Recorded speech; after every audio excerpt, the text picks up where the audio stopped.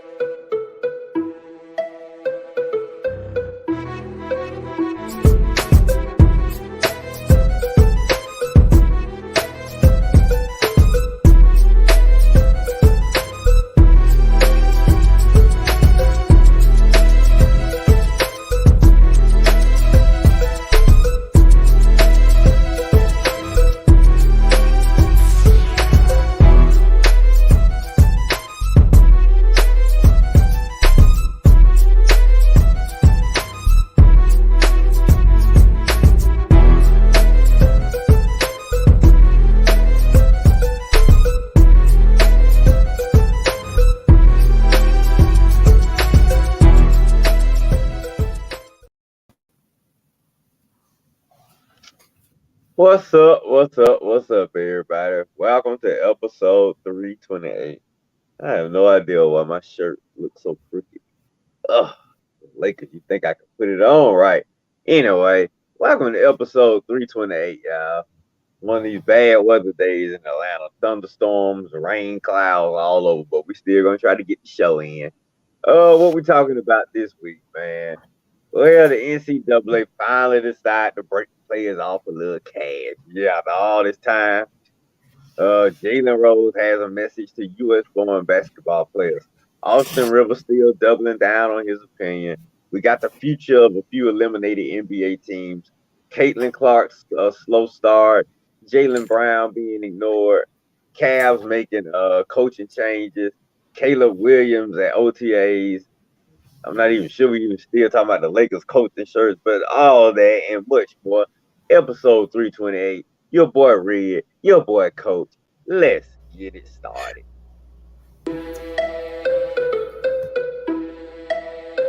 All right. We might get this layout taken care of.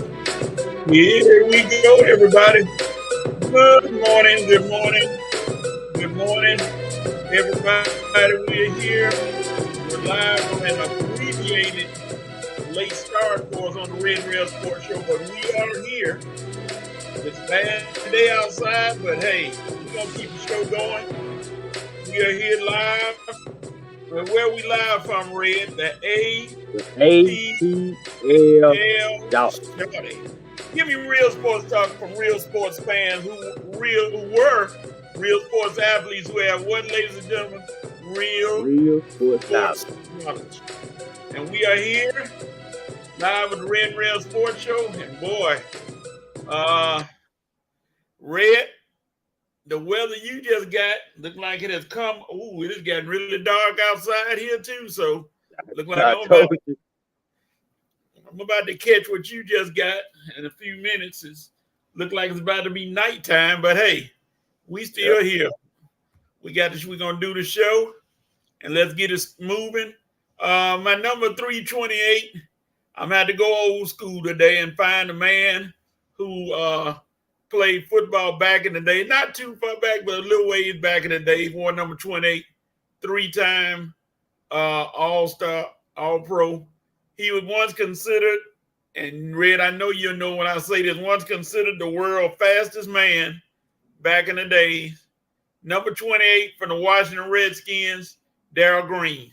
Oh, okay. Darrell Green, who still can run, as he showed a while back. He still got a little speed on him.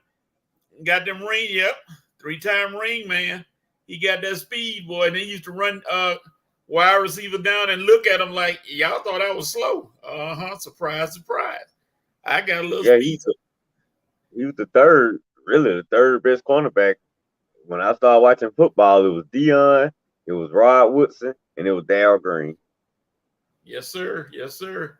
So Darrell Green is our 321. We're going to ask everybody to please, if you don't mind sharing the broadcast, let's welcome the nation, the Rev Night Nation. Tony says, what's up, Red? Tony is here. What's up, Tony? Joe Black is here. What's up, Joe Black? I appreciate you all showing up and hanging out with us for the Red Rail Sports Show on this late start. Ooh, bad weather day, but hey, it's looking pretty ominous out there. I don't need to be looking at the window. If you in Atlanta, you already know you probably got rain outside your window. Yep, they predicted it. They didn't say how bad it's gonna be, but it's looking pretty bad. But we're gonna move on because we're inside safely for right now. All right, let's step up here. Who else is joining? Joe Black said he's heading to Atlanta as we speak. Be safe on those roads, Joe Black. I know it's crowded. I know it's a lot of people out there, so hang in there and be safe. All right, let's see. Let's go into our dope, nope, and cope. What was dope? What we said note to, and what we say got to cope with. All right, Red, fire away. What's your dope moment? My dope moment goes to one Greg Olsen. Greg Olsen, who won the Sports Emmy for Commentator of the Year. Congratulations, Greg. I know you're very proud of yourself. You're pretty much one of the best NFL commentators on TV last season. So I'm not surprised. So congratulations, Greg Olsen, on Fox, winning Sports Emmy for Commentator of the Year across all sports. So good job, Greg. Oh yeah, he said, hey, he's not gonna be the set on the second team. He trying to stay on the first team. He said, hey, y'all don't put me back now. Keep putting me back. But we'll see how it works. My dope moment goes to who did I have? Oh, the young man Paul Stein again for Pittsburgh Pirates. He didn't pitch last night, and I hope the Braves don't have to see him. But that young man is as good as advertised, because he's coming here and so far so good. He's dominated the National League in his starts, and he's keeping it up. So hey, he gets my dope moment because, like I said, I'm gonna let you do the Braves report because I know what you talking about from last night. That debacle. We won't go there. I'll let you talk about it in the Braves report. I don't know what they were thinking, but moving on. All right, Red. What's your note moment? What you noping on? My note moment goes, well, we're going on 6 straight seasons. No NBA champion has advanced past the second round of the playoffs for 6 straight seasons. Man, talk about no dynasty. Talk about one-hit wonders. I mean, for 6 straight seasons, we don't have one-hit wonders. I mean, no repeat champs. Not even they're not even getting back to the conference finals. I mean, all 6 former champions have either been eliminated, not made the playoffs, or been eliminated before the second round was complete. So, NBA, if you want parity, you sure got it. Yeah, that's true. You getting some serious parity going on with these. I guess the new teams have decided, hey, we gonna make some noise. We gonna come up and do what we do. And all y'all that think you can hold on, we gonna let you know. My note moment goes to that. I don't know if it's ESPN Bet or whoever it is that for some reason have decided to ask people to bet on Bronny James going number 1 in the in an NBA draft. You could give me that money and I can invest it in something. If you're gonna be foolish enough to put money on him going number 1 in the draft, my goodness, that means you'll bet on anything. And if you don't want that money, like I said, I give you my email, my Venmo, Zelle, whatever, and you can send me that money before you go waste it on Bronny James, making a bet that he's gonna be the number 1 pick in the NBA draft. That's ridiculous. That they ain't putting that on a betting board or ever for somebody to actually take that chance. But hey, your money, not mine. All right, Red, who you coping with? Oh, once again, I'm coping with Greg Olson. Man, I mean, winning the Sports Emmy of the Year for Commentator of the Year, and most folks get a promotion or high praise after that. Nope, Greg is being demoted to the number 2 team on Fox, everybody. The number 1 sports commentator of the year is being demoted, all because of Tom Brady has to start his commentating career from the number 1 team. Why? I have no idea why Tom has to start off as number 1 team. But boy, you better be just as good as Greg Olson, Tom, or we're going to have a problem. But anyway, Greg Olson has the cope with being the best sports commentator in the game, but on the number 2 team on Fox. Hey, Greg, CBS might be calling ESPN, so I keep my options open, man. We'll sign no long-term deal with Fox. That's how they're going to treat you. Yep, and if he can't get anything better than that, well, like you said, it may be time for him to find another network or something. My coat moment goes to inside the NBA having to cope with Draymond Green being on the set. I'm like, why do y'all need him? Draymond, I mean, why? Y'all are good without Draymond. I mean, he knows a little something, but still, he brings nothing to me, nothing important inside the NBA. They already got a good squad with Kenny, Ernie, Charles, and Shaq. But hey, I guess they figure he ain't doing nothing. Let's employ him out of all the people in the world. Let's employ him to come on there and share his what do I call it? Wisdom to the show. So good luck. I know it's next year, your last year inside the NBA. I guess you want to go out in flames or whatever. I don't know. But hey, enjoy Draymond. Well, they still got an opportunity to match the deal. I don't know why. If the guy not gonna match, he just need to come out and straight look. I'm not gonna match NBC's deal, but there's still a slight percentage chance that I guess the Warner Brothers division president can match it. They gonna give him an opportunity to match NBC bid. So if you have a last minute change of heart, then we'll still have inside the NBA, but all signs looking like he's gonna bypass the deal because he's so Yeah, and cheap. then Care about yeah, college football. yeah, that's what they decided. ESPN decided to share some college football with TNT. So I don't know how that's gonna work. I've seen a couple bowl games on TNT. I don't know who their broadcast people are gonna be or who's gonna do the show. Hey, it could be anybody, but we're moving on. So hey, good luck to TNT.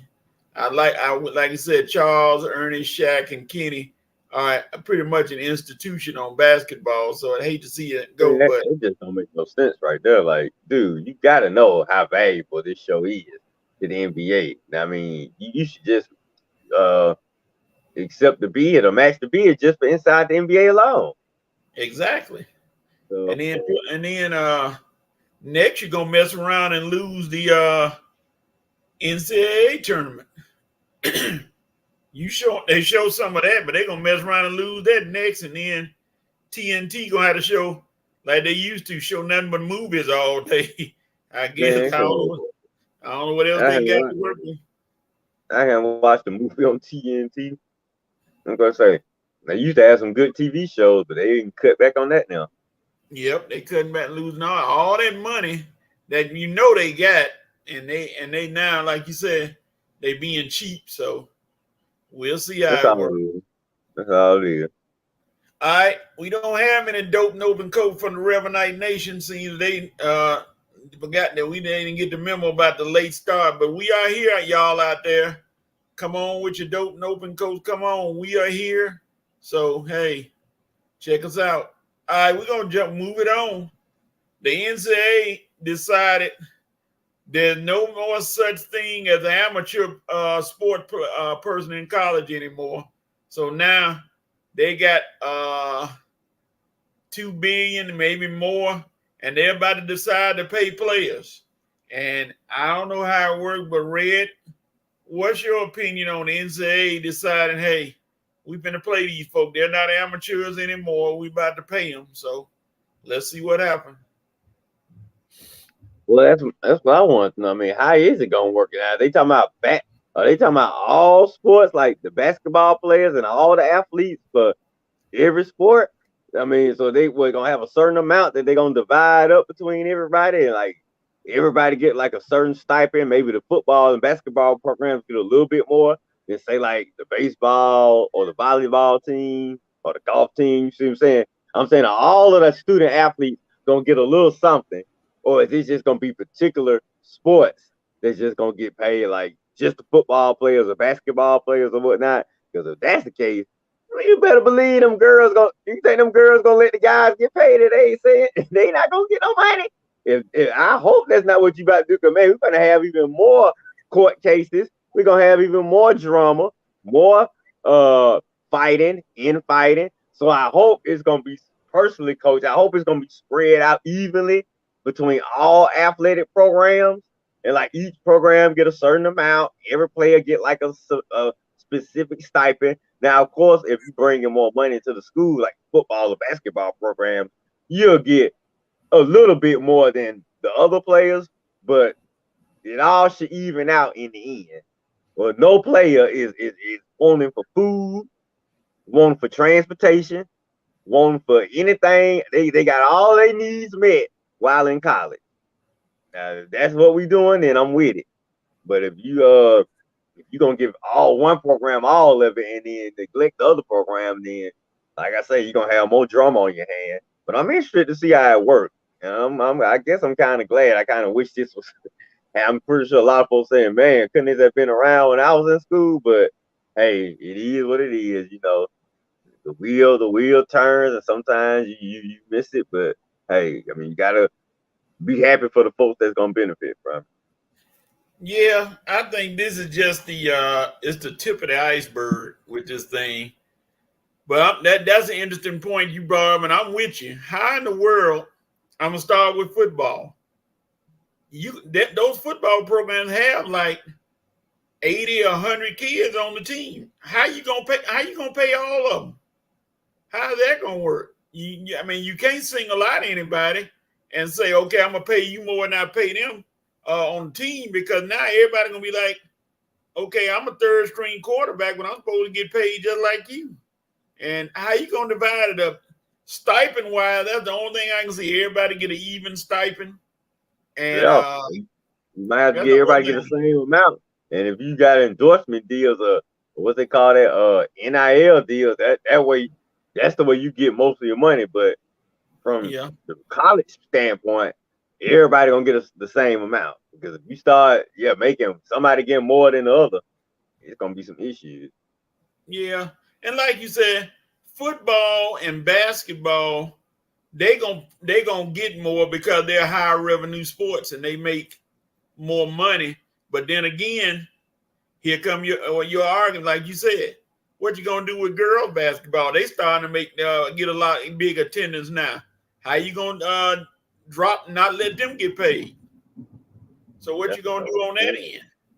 they're gonna have to get paid somehow. And like I say, does it depend on does every player with a scholarship get paid, or is it just for scholarship players, or does non-scholarship players not get paid? So I'm trying. They gonna have to be more specific on how they gonna do this, because all they came out and told us was that NCAA players getting paid now.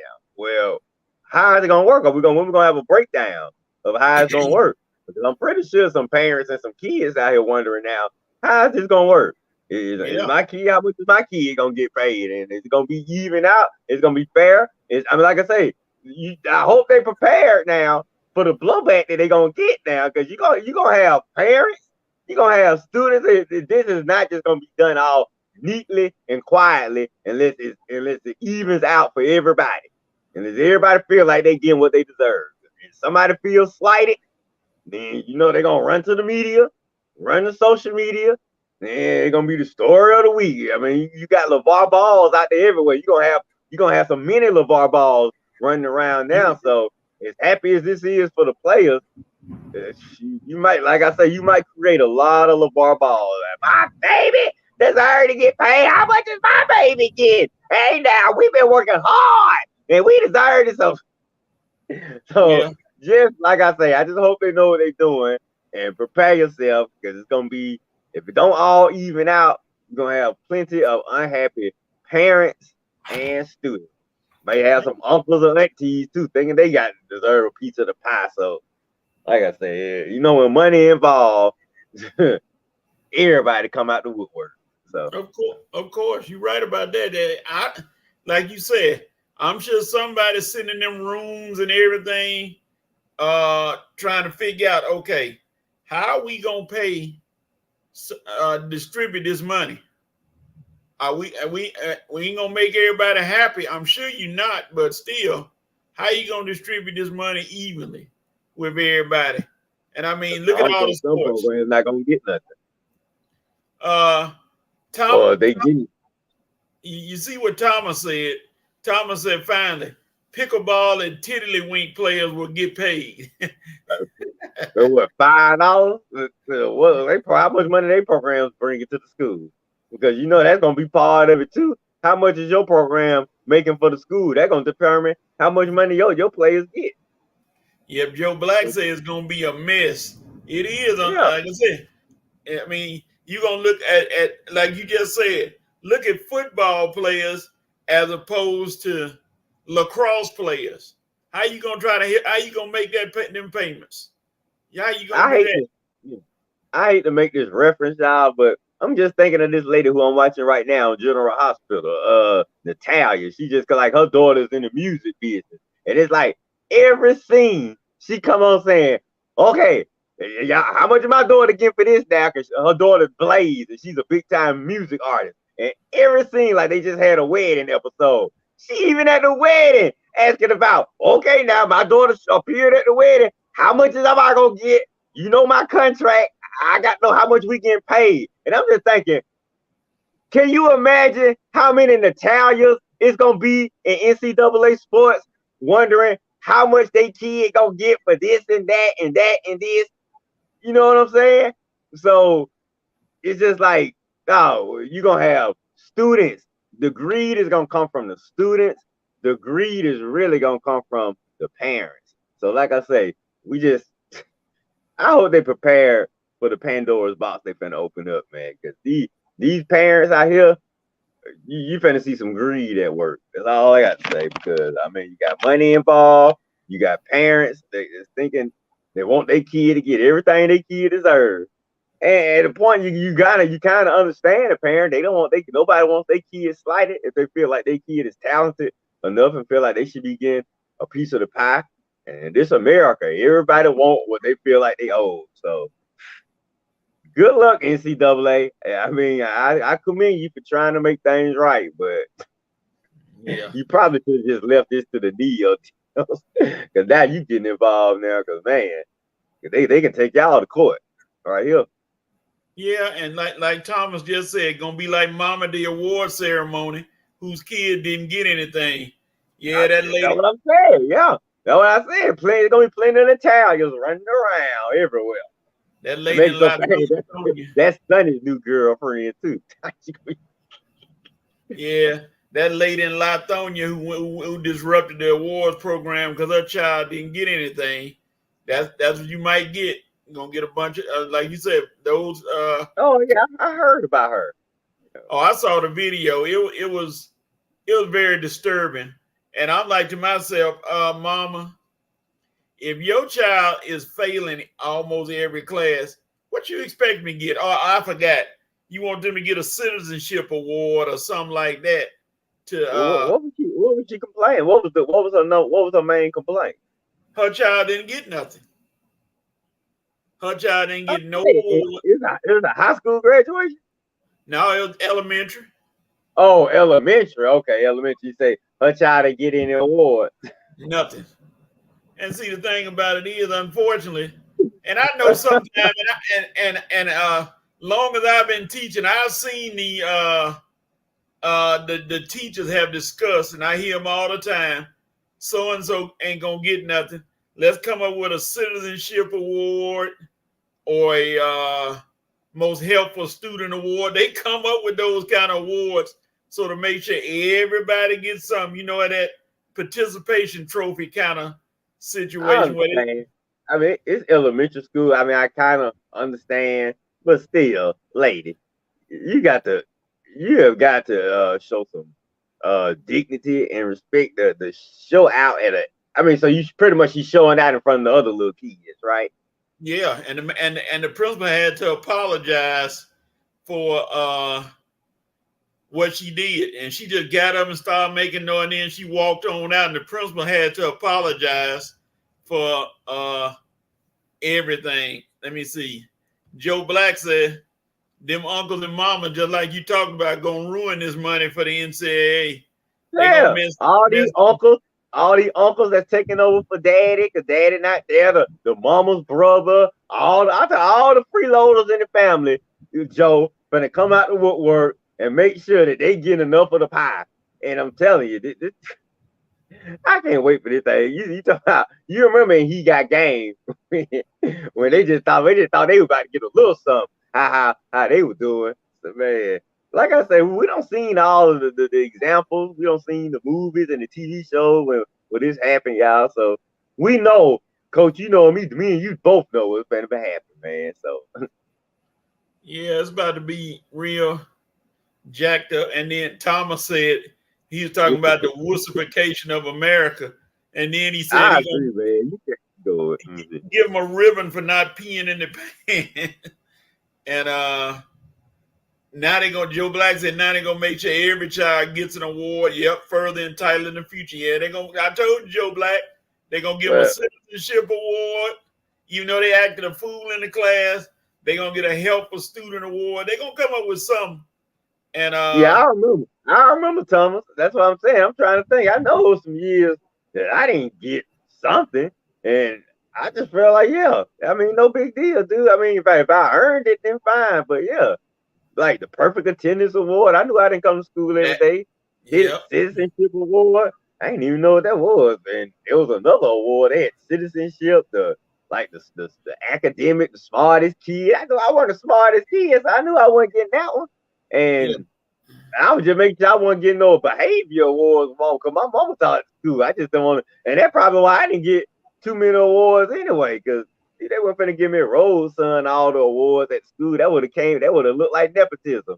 So I was quite all right with just getting whatever a little attention consideration I got, because Rose Son can't win all the awards. They would have been Yeah. really on my butt. So I'm kind of Yeah. glad I didn't win in the Thomas. I'm saying it's different when your mama teach at the school that you go to. You don't want to be winning on everything. I probably would have got jumped, man. Shoot. Like, man, look at Rose Son getting all the awards, man. Oh, that ain't fair. So I'm happy I didn't get a man. So whoever mama want to come up there, it wasn't gonna be my mama complaining, because she knew what the deal was. Long as coach, as long as I got past the next grade and I ain't had no C, I was happy. Yeah, And they had no U's on my report card for unsatisfactory behavior. Good boy. Whew, all I was looking for was a S or an E for good behavior or satisfactory behavior. I know what them clowns in my class, the way we be talking. And I've attended over 1,000 award shows, and I used to sit in the corner and just look at the awards. And they, like I said, they came up with everybody getting something. And I used to look like, I used to be sitting over there like, how in the world that child that got an award? If it wasn't for grades or highs average, how this child get an award? And all he did was act a fool in the classroom, and he's still gonna reward him. At that point, you should have been saying, hey, mama, where have you been when the child was struggling in the grades, but you want to come up there at the end of the year when the child ain't got nothing? Now you want to come up and fuss, but you didn't fuss when the child wasn't getting his grades. Where were you? I ain't knocking parents, but hey, that's how it goes. All right. Don't be an absentee parent. I don't see you for the whole year, and then you coming to the award show showing out. That's crazy. You got, you want the kid to get something, then make sure that homework done every night. Make sure they come to class, not keeping up problems, not talking. Are you on them about their behavior every day? Are you on them about their homework? I mean, I'm with y'all, please. I don't believe no kid. You should get the award you earn. You earn your awards. You don't get nobody no awards. So I'm with y'all on that. Joe Black said that child goes back to the school, it's gonna be ugly. Yeah, that child, they might have him. If he out of district, they may move him because they don't want that parent coming back up there again. And he gonna get picked on by the kids because your mama crying for you awards. So it's gonna be bad for him inside and outside the class. I'm telling you, man, nobody folks gonna know who mama that was acting crazy over a silly award. And Thomas said their kids still eat paste and Play-Doh, but they worried about an award. We not going, and they gonna pick on the child. Yeah, the thing about it is, Joe, they gonna get on his butt. And the pattern. When I was in elementary school, here go the pattern. Kindergarten, man, they pack the place out. First grade, still have a nice little crowd. Second grade, decent crowd. Third grade, decent crowd. Fourth grade, they start coming. And fifth grade, you'll swear it was a high school graduation. They all pack in there with graduation balloons. I'm like, they just going to middle school, but hey, that's y'all. That's what they do. I said, go ahead, y'all celebrate with your child leaving elementary school to go to middle school. Yay! I said I guess that's it. Now somebody said something, and I see this several times, and I try not to laugh. They said, "Why y'all coming in there for pre-K graduating to kindergarten? All they did was eat graham crackers and learn how to color." I said, y'all stop. I'm not messing with that. I said, I ain't going to go into that. I'm going to leave that alone. Not in my kindergarten class. I went to Ben Hill Preschool Academy. We actually had to do work. Yeah. It depends on what was going on at the time. So, yeah, but like we said from the beginning, the NCAA may have opened up a Pandora's box with this paying. Unless they figured out a way. We're going to have to get a breakdown of everybody, each program. Like I said, we need to get a breakdown. They're going to have to give us a breakdown of how all the money is divided, what each program getting, and we're gonna have to talk about this again. Because when they give us the breakdown, that's gonna open up another debate. Yeah. But I know one like we said though, I know one thing is for sure. The football teams are gonna get more money because they're a high revenue sport. I think that's gonna be automatic. Can't nobody fight that or argue with that because there's no way you can compare football to lacrosse or sometimes soccer. It's not gonna. Volleyball. Yeah, not gonna. They're not gonna bring in as much money. The bowling team, y'all ain't gonna get no new balls, so y'all might get a few new outfits. But we got somebody else that's got an opinion, ladies and gentlemen. He is the man responsible for the Crush. The Crush Sports Talk that comes on Mondays, Tuesdays, and if he can help it, Wednesday, Thursday, and Friday. He is not right now currently dealing with the poo shiesty right now because it's too warm. But he is. I'm gonna give him another name. The educated rapper, ladies and gentlemen, he is Maceo Hurd, who has always the last word. What's going on, Maceo? My boys, what's happening, fellas? What's up? Maceo, you came right at the right time because What happened? What happened? How do you think these players getting paid? The NCAA is paying people. How do you think this is going to work, and how do you see it happening? How many freeloaders finna come out the woodwork now talking about, man, my baby, my cousin, my nephew? I need to know how much they getting paid because you know they got to get their piece of the pie. It's a long time coming. Man, these guys. I mean, we know guys been getting paid under the table forever. Yep. NIL just made it possible.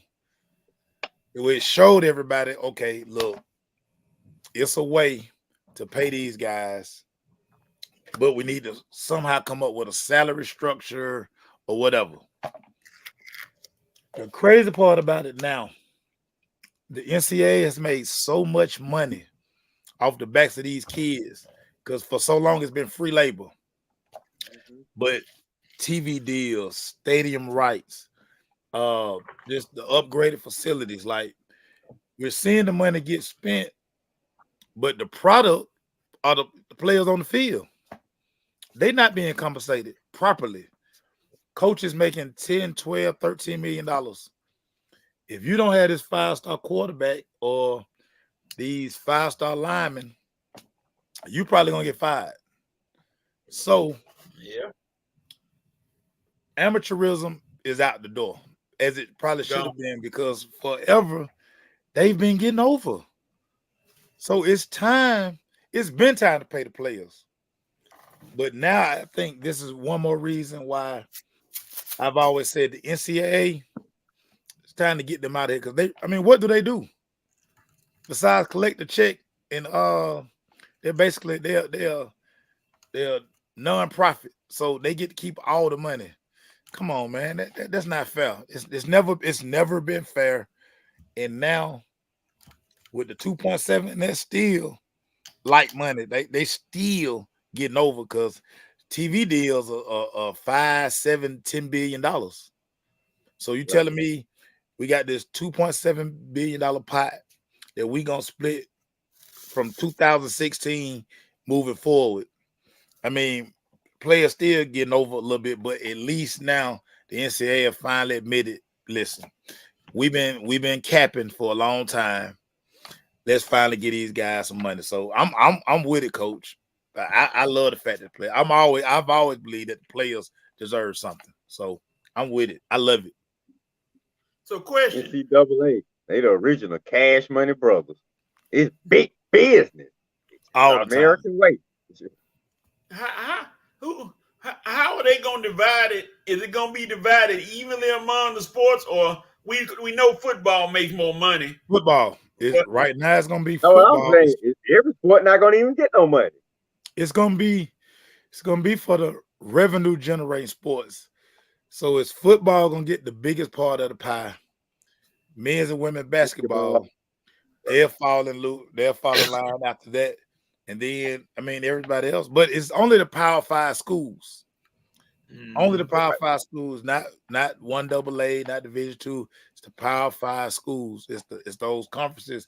And this is why maybe during the pandemic where everybody started talking about super conferences and the Power 5 schools are going to break away from the NCAA because, again, they don't need the NCAA. They need to be structured like the NFL. Divisions across the country. We got our TV deal in place.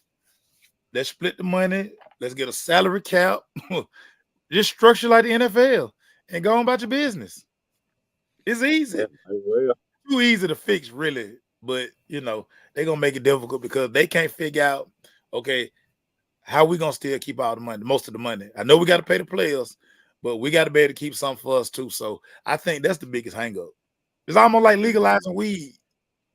Like, we ain't going to legalize in Georgia yet because they can't figure out, okay, how he going to get his cut? How they going to get their cut? Nah, let's not legalize it yet till we figure out the money. So, yeah, the NCAA, they finally got caught with their pants down. I love it. I love it. Now, let me go a little deeper. You got a football team, say Ohio State.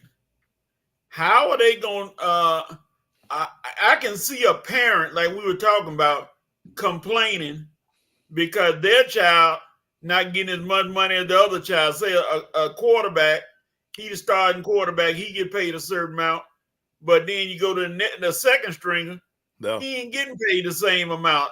And the parents gonna come complaining. Well, they doing that now. They doing that now because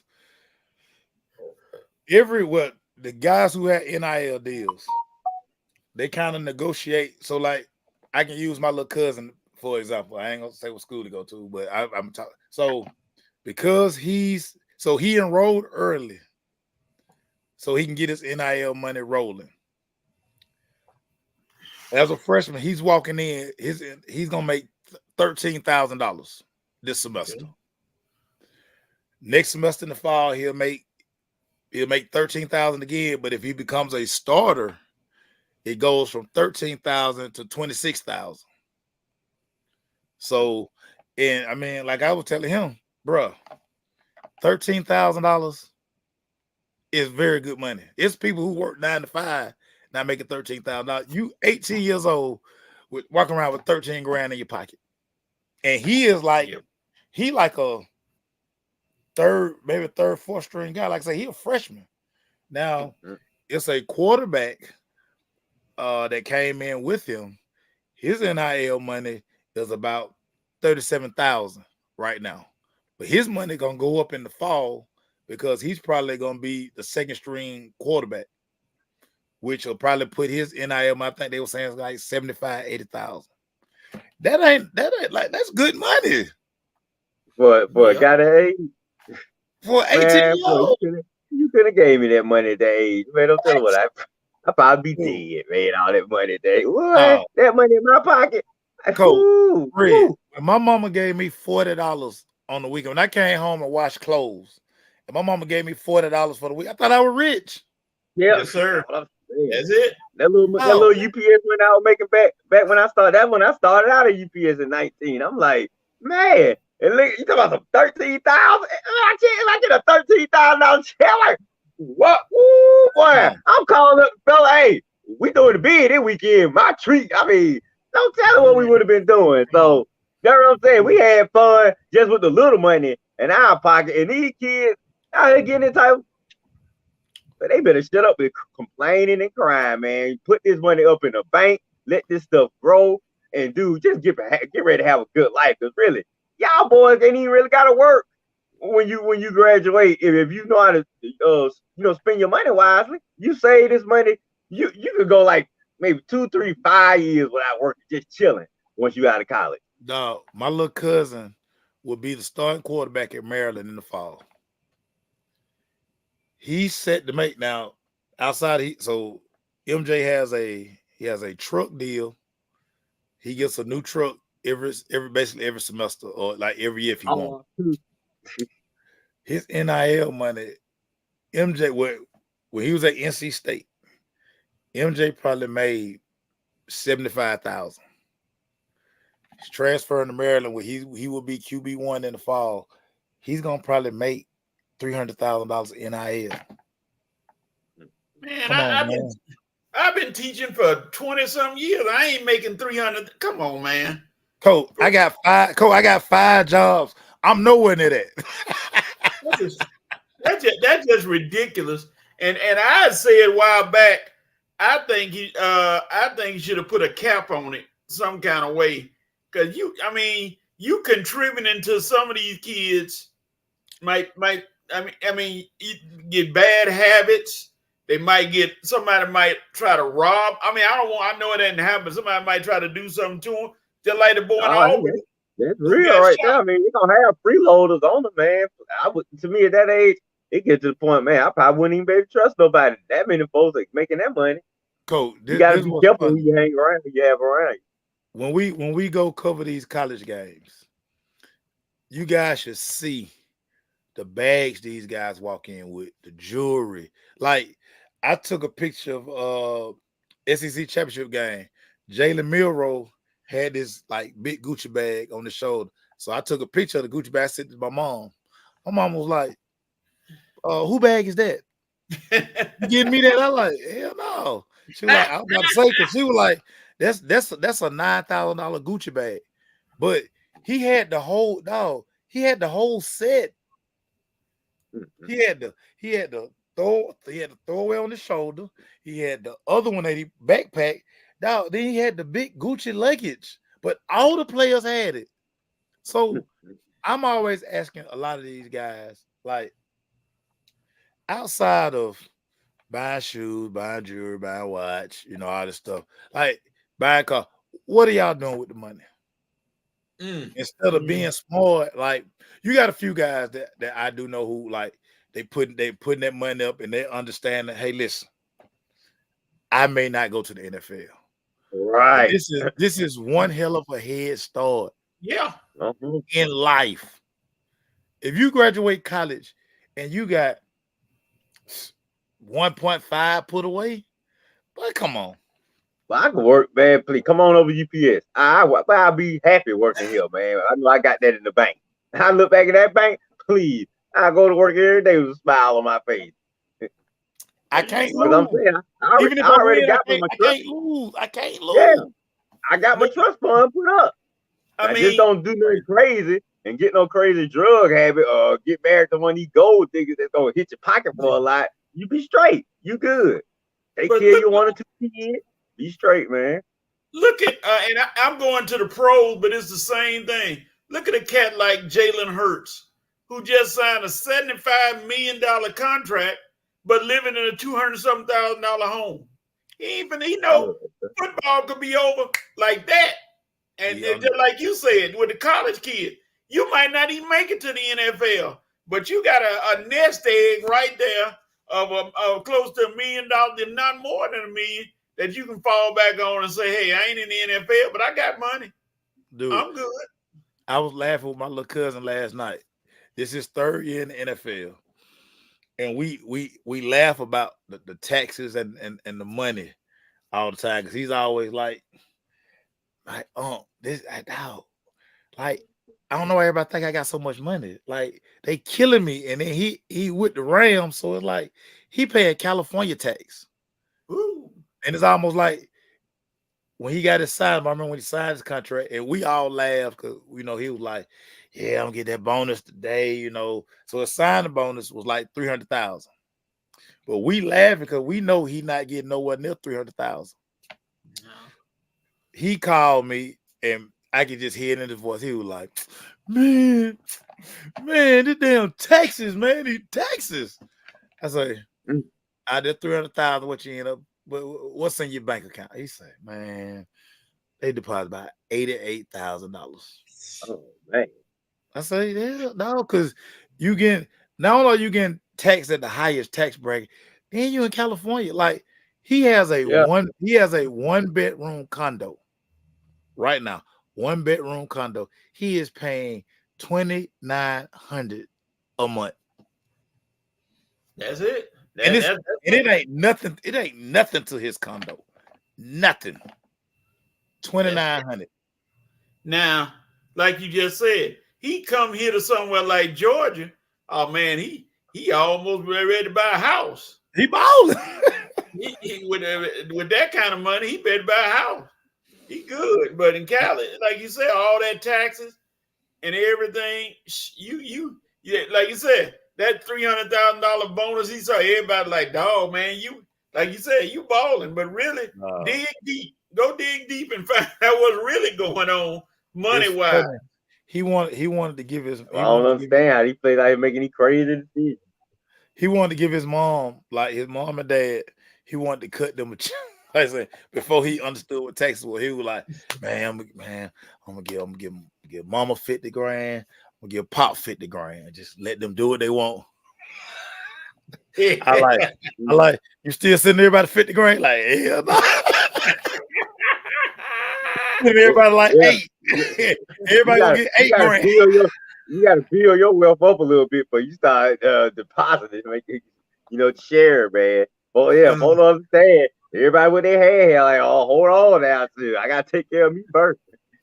Yeah, Maceo. You get that money out there, you gonna be like, man, I need to ask for some of it back. I need a loan now. He said he gonna send him 50 grand. He had to tax their money. Hey, I might send him $50. He talked about that every day until he signed the contract. Yeah, man. Mom getting 50K, Pop getting 50K. And we were sitting there like, you're 4th round draft pick, right? Like, you ain't finna get like 2-3 million. Like, what are you talking about? But yeah, it slapped him. But it's crazy, Coach. You were talking about having a cap. When we knew NIL was coming, they got like maybe like 15, 20 people from around the country, and we had like to present this project. And what pretty much the consensus was, the cap should probably be 40,000. 10 grand raise for every year you're in college. 10 grand is freshman, 20 sophomore, 30 junior, cap senior, 40 grand. Now that puts everybody even. It don't matter if I'm the quarterback, if I'm the punter, whoever. You're a senior, 40 grand. Junior, 30 grand. 20 grand sophomore, 10 grand a freshman. Dude, that should be more than enough money. Yeah. Again, you in college, like, you ain't buying no clothes. They give you jogging suits and t-shirts and shorts to wear every day. Yep. Yeah. As an athlete, it's crazy. So, Coach, it's even though this is a long time coming, and everybody not gonna be happy, but the fact that these guys are now truly getting ready to get paid, get a regular paycheck. Like I said, amateurism is out the door. These guys are basically professionals now. You're a professional playing college football now. So, right. I mean, all of us want all these guys to take care of the money. We don't want you to get caught gambling. Like Red was talking about early. Don't create no bad habits. Like, don't go ahead and get strung out some.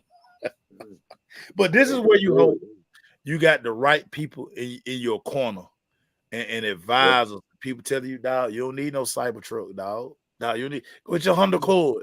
Go with your Honda Accord. Because the maintenance on all this stuff, I got to see Carson Beck's Lambo about 3 weeks ago.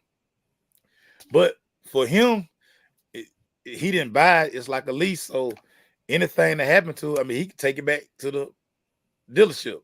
But just imagine if he just went smart, like, oh yeah, I'm just buy the Lambo. Yeah, go get the oil change on the Lambo. Go get the tire. You can't go to Manny's used tire and put him on the Lambo. You know what I'm saying? Like, come on, dog. We have to make sure these kids have the right people around them, because there's a lot of money that a lot of these guys are about to come into. So I'm praying every day for them, dog, because it's crazy out here. Crazy. Man, I remember playing baseball back when I was in school. I used to get that stipend. Man, I was happier than a fat kid had cake. Boy, I was like, ooh, I get my little stipend. I'm like, ooh, I can go buy some groceries. I can maybe put some gas in my a car, and that's about it. And that was the height of the battle right there. What was y'all stipend, Coach? A month, So we would get our check like beginning of the semester. You get your refund check. Yeah. So then my refund check was like $2,500. Well, I thought I hit the ghetto lottery, dog. That's about right. I mean, we thought we was ready, boy. We got that money. We were like, yeah, I can do a whole lot. Man, next thing you know, chop, chop, chop, chop. Money gone. Now the semester ain't gone, but the money gone.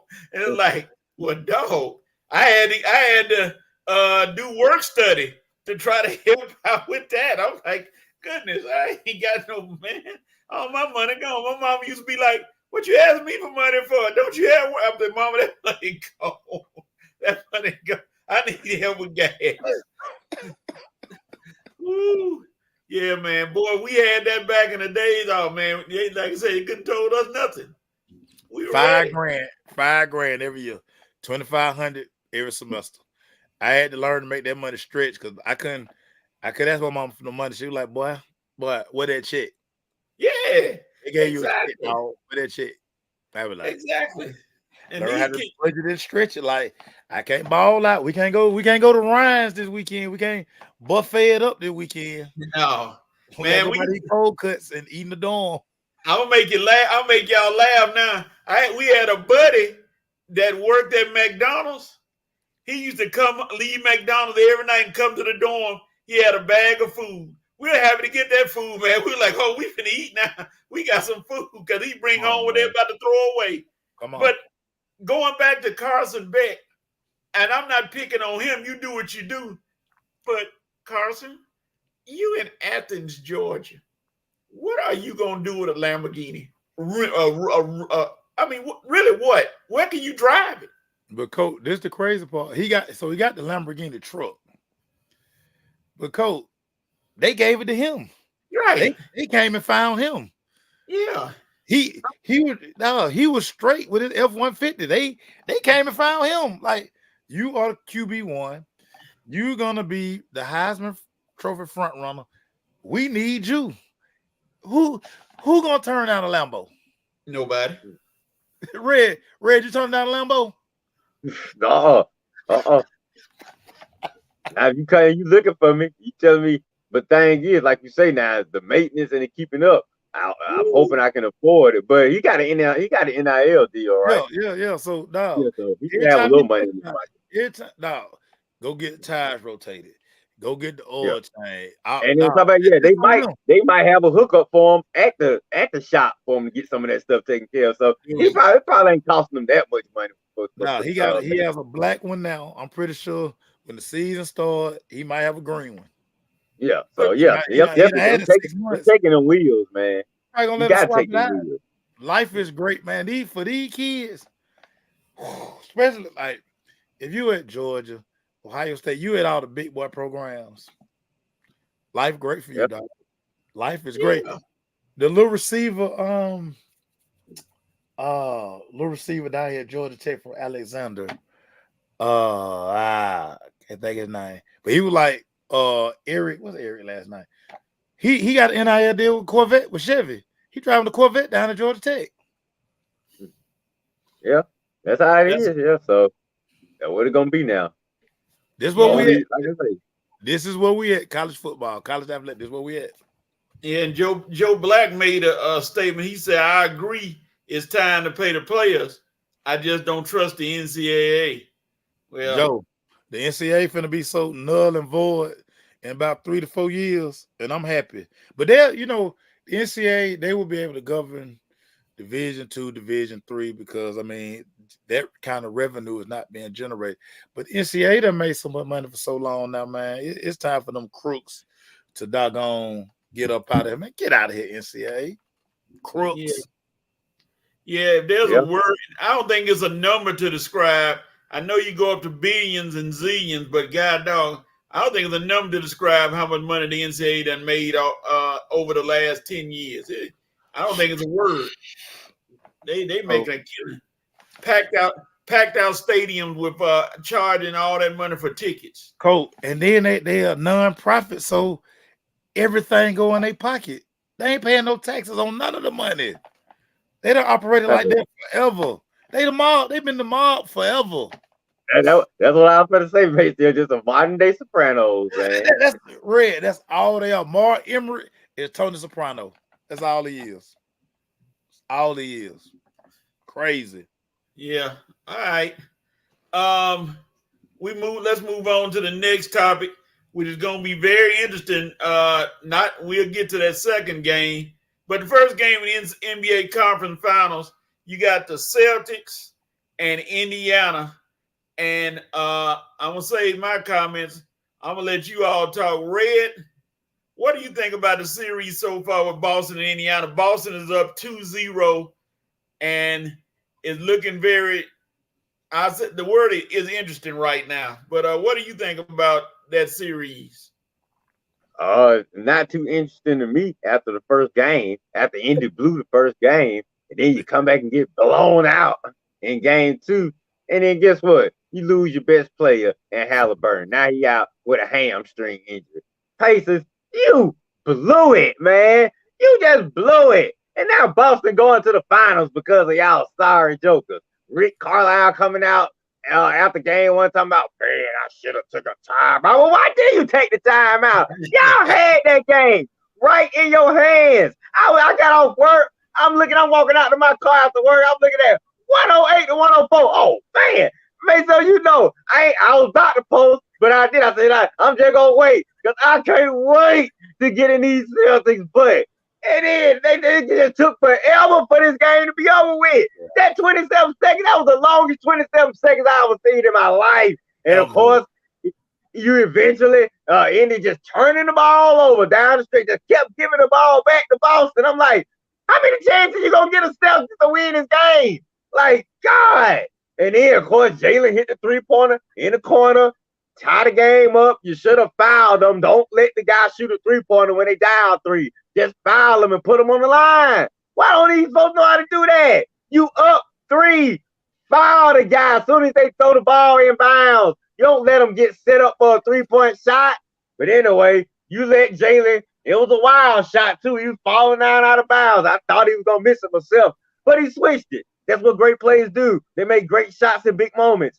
And then you let it go to overtime because your last second play won't worth nothing.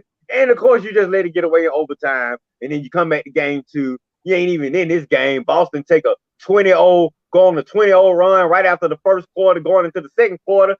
And they never recovered after that. You lose Halliburton in the third quarter. That's it. Game over. Series over. You're about to get swept probably. I get Indiana 1 game, and that's if they get one of these at home. If you don't get one of these at home, forget it. Over, swept. Series going to be over within 5. Thanks a lot, Indy. Thanks for nothing. God, I got to see this team in the finals sit here praying that somebody from the West knock them out. Because, man, you know I don't want them to get that 18th ring. Not for my Lakers, baby, but it is what it is. Boston up 2-0. Probably finna be 3-0 after the night. And the series will probably be over with probably by Wednesday next week. Thanks a lot, Pacers. Thanks for nothing.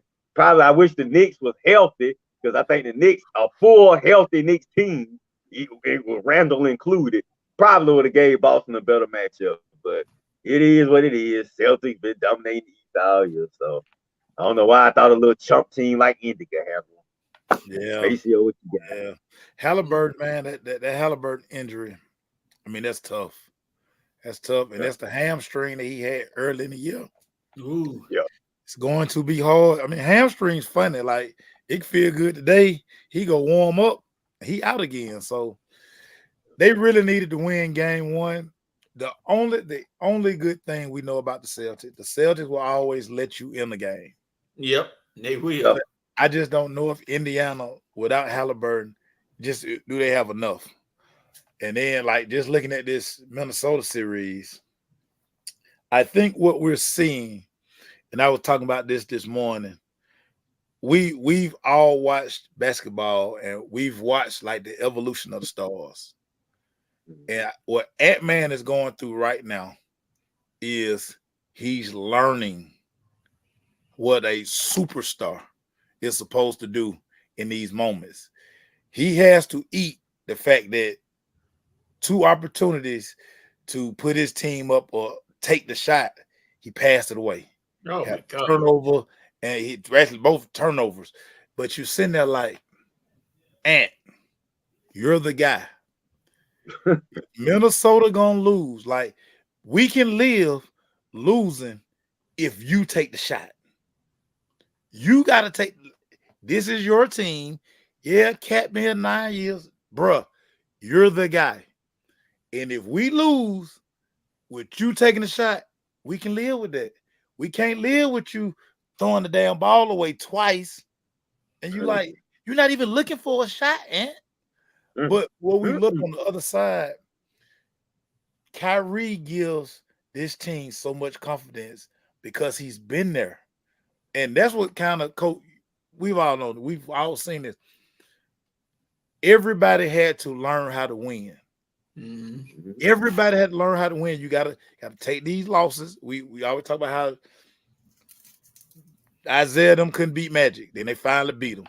Jordan couldn't beat Isaiah. Then he finally had to learn how to do it. These guys, you got to go through that process. And I'm just like, that's what Ant going through now versus Kyrie. Luka got Kyrie to lean on. Yeah. And like Kyrie, I'm a carry, but Luka, hell, do your thing when it's time to do your thing. But you look at that Dallas team, man, you just really realize how crazy athletic those damn guys are, man. And when Minnesota try to, like, okay, we're gonna play this drop defense, Kyrie gonna make the right play. You try to blitz Kyrie, he just gonna throw it over your head, or here go Luka or shit Peter. So many people be open for that. I be like, how many open shots they gonna got? How many they gonna hit? Yeah, these two guys, man, Gafford and Lively. Oh. I had no idea these guys were that valuable to the team. This Gafford guy, I mean, he hit backward shots. I ain't know these guys had that length. These two tall. Man, that's exactly what Dallas needed. So you got Kyrie and Luka holding the backcourt. You got big man Lively and big man Gafford in the front court. Man, you got Tim Hardaway on the bench. He can even come in and hit 3 or 4 threes for you. So, man, Dallas, man, I may have underestimated them, man. I think we all did. I think we all did. And Coach, you said in one of them crazy groups you in, Coach. I don't know why you in them groups, and you just be responding to crazy people in them groups, Coach. You got to stop that. It's bad for your health, Coach. But you do be telling the truth in them groups, though. The way the game is just played, and the way media does stuff, like say, yeah, now everybody got caught up in Ant-Man. Everybody, it was a story every day. Every time you turn on TV, every time you turn on the radio, Ant-Man. But when you got killers like Kyrie, and Kyrie talked about after game one. Yeah, I saw what he said. Yeah, man. Yeah, I'm gonna send him a message. Yeah. Yeah, You want this? Okay. You see, they ain't put Ant-Man on the game too. They were like, nah, Nope.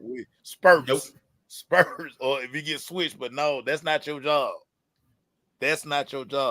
But it's Kyrie been here, man. Kyrie done been to so many finals, Eastern Conference, and they back. Now he got this Luka. He got a killer with him. He got a whole assassin with him. Now, Red, you just said I think we all underestimated that, but I think we more underestimated them because everybody made us like Ant-Man. You got now Ant this, Ant that. I mean, and we all get blinded by it. Like, shit, he that dude. But he might be on the way going home. Because he got to learn his lesson. He got to learn how to win. Looking at what you said, I think Minnesota Ant-Man should have looked at the Boston game and used that and thought about that. Holiday, who is not a scorer per se, he's a defensive guy, had 28 points in a game. Yeah. Last night, Naz Reid, who you never thought would shoot the lights out the game, he shot the lights out last night. But that should be considered as a bonus to you as a team. That's your bonus points. Ant-Man, you should be taking over that game at the end in the fourth quarter. That should be not passing Right. the ball. He started passing that ball and giving it up. I was sitting there like, what? Wait a minute, dog. We Shoot can't the live. ball. We can't live with that. Ant. We can't live with that. And that play, he turned the ball over looking for Nas Reed, and that was your time to score. Look, you think you're gonna get 23 points from Nas Reed every game this series? You might not get another 23 points from Nas Reed. Like Coach said, when you get bonus points from backup players or the role players, you got to win those games.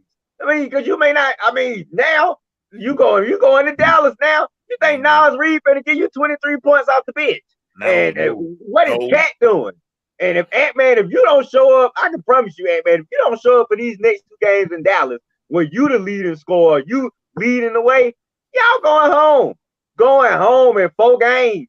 So I mean, you can't depend on Gobert. Sometimes I don't even know what Gobert's on the floor for. Like I say, Towns not giving you too much. Conley, I mean, yeah, exactly. He just out there swimming. Ant-Man, you have got to lead the show, man. Like I said, your last 2 fourth quarters have been disappointing, especially when you calling out guys before the series even started. You gonna learn that too. Well, don't call out no more players before a series start. I know you was high. You would just put that, like you said, I put the handcuffs on Murray. Y'all saw our had Murray handcuffed. I'm coming for you next, Kyrie. No, slow down. Enjoy the Denver win. Don't worry about the next series till the next series start. That's what it is. I understand he got caught up. I promise you, he'll never mention another player name before another series again. Lessons, baby. Lessons. And Kyrie out there wearing the Air Cherokees, those Indian shoes he got on, and destroying people in those kind of shoes, unconventional shoes like that. But just like y'all are just pointing out, Ant-Man, when at the end of that game yesterday, when he got the ball inbounds and he was covered, like you said, Mason, I don't care if you missed the shot. Everybody been like, well, hey, he tried. He almost made it. But you passed the ball to Reed. That's that young mentality. Oh, he hot. I better give it to him. No, that's where you got to get. And Red, you know what I'm going to say. God rest his soul, one Kobe Bean Bryant wouldn't have passed that ball. He would have shot that ball. He don't care if you hit him in the face or you block his shot. And America wouldn't have cared. They'd have been like, hey, that's the man who got the ball in his hand. That's the man who should have took the shot, make or miss. Like, I mean, and really look at your game. Look at Luka. Luka was sitting there like, oh man, I gotta go Bear. Watch me cook him. Both quarters. Look, in Kobe's heyday, 4th quarter, Coach, it's times I got lucky with ladies because of Kobe's 4th quarter. I be sitting there watching the game. I say, baby, what? Now, we be down. They say, we be down in the game. We be like down 10 points. I say, baby, what? My boy gonna bring us back in the 4th quarter. I promise you. Man, we be sitting there on the couch, and here you go. Like, whoa, boy, you were right, man. Kobe is balling. I just be sitting there, I be sitting there with my head on my head like, yep, what did I tell you, baby? I mean, because I know when the 4th quarter comes, Kobe is gonna show up and show out. That's why I was never worried when the Lakers are down 10 points, 8 points, going to the 4th quarter. Hey, Kobe gonna be ready. We know what Kobe gonna do. That's his time. So, Ant-Man, like you say, you gotta learn these moments, man. I know you're gonna learn. You're young, but the 4th quarter is your quarter, man. You the guy, you the star, you the person that everybody's saying is the new face of the NBA. Don't be throwing no dude. Clutch time. You can't be making no passes to Nas Reed. No. Forget Gobert. Forget Conley in the corner. I don't care who Ryan Anderson is. He on the beat anyway. Dude, take over, Ant-Man. If you the guy, show us you the guy. Your shot. That's your shot, Ant. Your shot. Yeah, that would. I think that's what he got to look at as like I say. Everybody talking about okay, he ain't but 22, but you got to be a dog, man, in the 4th quarter. Look at Kyrie. Kyrie had, 15 points in the 4th quarter? He had been slightly struggling, but in the 4th quarter, he said, hey, man. It's money time. It's money time. I take over. Let me see what the... You talking about Ant-Man is tired, man. Look, you can't say that. You can't use them words, Ant-Man. Don't say no tired no more. That's a mistake, too. Don't say, man, I was a little tired. I may be a little tired. Dude, you're a young man, 22 years old. No player, even though some of you are 32 years old, you shouldn't even say you tired, but you definitely can't say it at 22. No. But it definitely, I can see that Denver series definitely wore on them, but you got to get your energy back, man. You got to get it back. So Sunday is the pivotal game, but it's gonna be tough. You going into Dallas now, man. You're going into JR territory. You think they gonna let you come down there and show out? Boy, good luck, man. Good luck. But you look at Minnesota, and let me read these first. Jared said, "Good morning, everyone." Boo Boston. Ray Ellison, good morning, Ray. He said, "Don't forget about PJ Washington. Balling. Oh yeah, Who been killing them. PJ. Kyrie is bringing experience. Luka is fortunate, but he's talented. Minnesota has their work cut out for them losing 0-2 at home. Yeah. Joe Black said, I'm ready to see Kyrie go to Boston in the finals. It's going to be crazy. Yeah, Hey, that's going to be where wild. we going? You know that's on his mind. You know that's on Kyrie's mind. You know it's on his mind. Well, hey, I hope vengeance is on your mind, Kyrie. Because if you go to that final just to lose, I'm gonna be mad. So I hope you going with vengeance on the mind. Because now y'all all I got. Y'all are all I got. That's all I have to depend on Luka and Kyrie to keep these clowns from ring 18. But it look like that's what I got. But hey, and Maceo, who else? We not mentioning right here. Who's doing another underrated job? The coach, Jason Kidd. Let's give him a shout out for the job he doing. I mean, great player just on the sideline. He just over there chilling. But man, he is calling and leading the way, calling a great game for these guys. Crazy adjustments. Shout out to Jason Kidd. Shout out But Jason Kidd. now, let's not forget, though, and this is what Minnesota got to hold on to. They did beat Denver 3 games in Denver. So they are a road team now. They can play on the road if they. No doubt about it. No doubt about it. If they do, because they beat Denver the first game, second game, and then game 7. So it's not like they can't. But one, Anthony, I'm going to give him a middle name, Anthony DeMond Edwards. You're gonna have to show up, dog. He had glimpses. He started going to the hole. Everybody like, okay. But why is Minnesota shooting so many threes and afraid to attack the basket? Bro, Luka can't keep up with nobody. Luka don't play no defense. They just jacking threes up. They make the game so easy because it's one. They one and done. They come down, one long three, going back the other way. It's just like, and that's how Dallas crept back in that game. Cause they can't. I mean, it's like now work the clock, take some shots, go to the hole. They come down, jack up a three. Here come Dallas. Like, okay. Yeah. They got and Mr. Finch. 18 for 49 in game 1 and 12 for 31 in game 2. That's 49 threes in game 1, 31 in game 2. That's too many. Too many. So they got to sit down. They got time to come in tomorrow or Monday, whenever the game is played, and do what they got to do. Because if they go down 3-0 to Dallas, it's pretty much a done deal. I don't see them winning 4 straight. If they come tomorrow night. Yeah. Okay, tomorrow night. Mm-hmm. Speaking of those teams, the Nuggets, the Thunder, and the Knicks, let's talk about those 3 teams. Where do you see them going next year? Well, how do you see them looking as far as next year? Macy, we're going to start with you. What do you see the future of those 3 teams? The Nuggets going to be fine. They're going to be right back in the mix. Right back in the mix. I mean, heart of a champion. We always talk about the heart of a champion. They're going to be right back in the mix. I don't know about New York. Don't know about New York. Well, it ain't. I don't know about Thibodeau. We've seen this circus time and time again. Like he run guys into the ground. He kill them. Like getting what's big boy who was out this series? Mitchell Robinson. Randall. Julius Randle. Yeah, Julius Randle. Him too, but Julius Randle. If they had Julius, I mean, it would have made a difference in the series. But I don't know if again because the way Tibb coach, he just be like, you're gonna play 45 minutes, huh? Really? Oh, I don't have no faith in New York. I'm just being honest with you, Coach. I got no faith in New York. Denver gonna be all right. Denver will be fine. What was the third team? The Thunder. OKC. We know OKC gonna be all right. They young. They're 22, 23. That's who everybody need to be scared of. Because once that experience and all that stuff start clicking in for them, they're gonna be a hard team to beat. They're gonna be a hard team to beat. Red.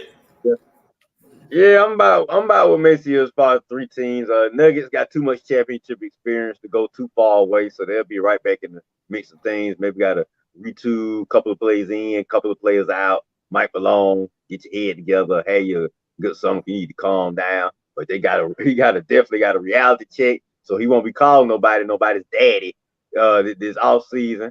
OKC, like Maceo said, definitely needed some experience, and they got that experience with this postseason right here. So now I think they prime to take the next step.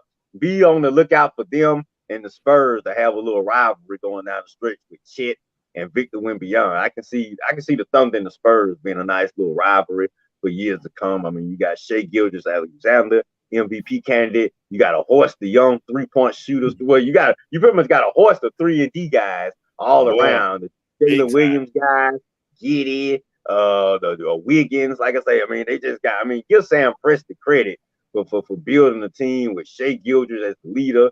A lot of unselfish players, Lou Dort, like I say, Chet, and a lot of 3-and-D guys. I mean, they led the NBA in 3-point percentage, so they definitely will be back. Knicks, I mean, it is what it is. Chill, Lord have mercy, man. If it ain't Chicago or Minnesota or the Knicks, I mean, you just get talent. Every team you get a talented team, and they never go as far as they should go because these guys are too worn out and too tired. You got Derrick Rose as far as the Eastern Conference Finals, and that's where it ends. You took Minnesota; they was young and inexperienced. You got them to a playoff series, and you tried to let Jimmy Butler run these guys in the ground. They ran him out of town, and then you ran the rest of them into the ground, so they ran you out of town. Now you with the Knicks, and here you go again. You got a young, talented kid in Jalen Brunson. You got Randall, and you got a host of supporting characters, Dante DiVincenzo, the Anunobies, the Mitchell Robinsons, all these guys that can complement Randall and Brunson. And what are you doing? You're running these guys into the ground again. 40 minutes here, 40 minutes there. Coach, look how Kidd and Carlisle manage their team. You got Kyrie and Luka, 33 minutes, 32 minutes.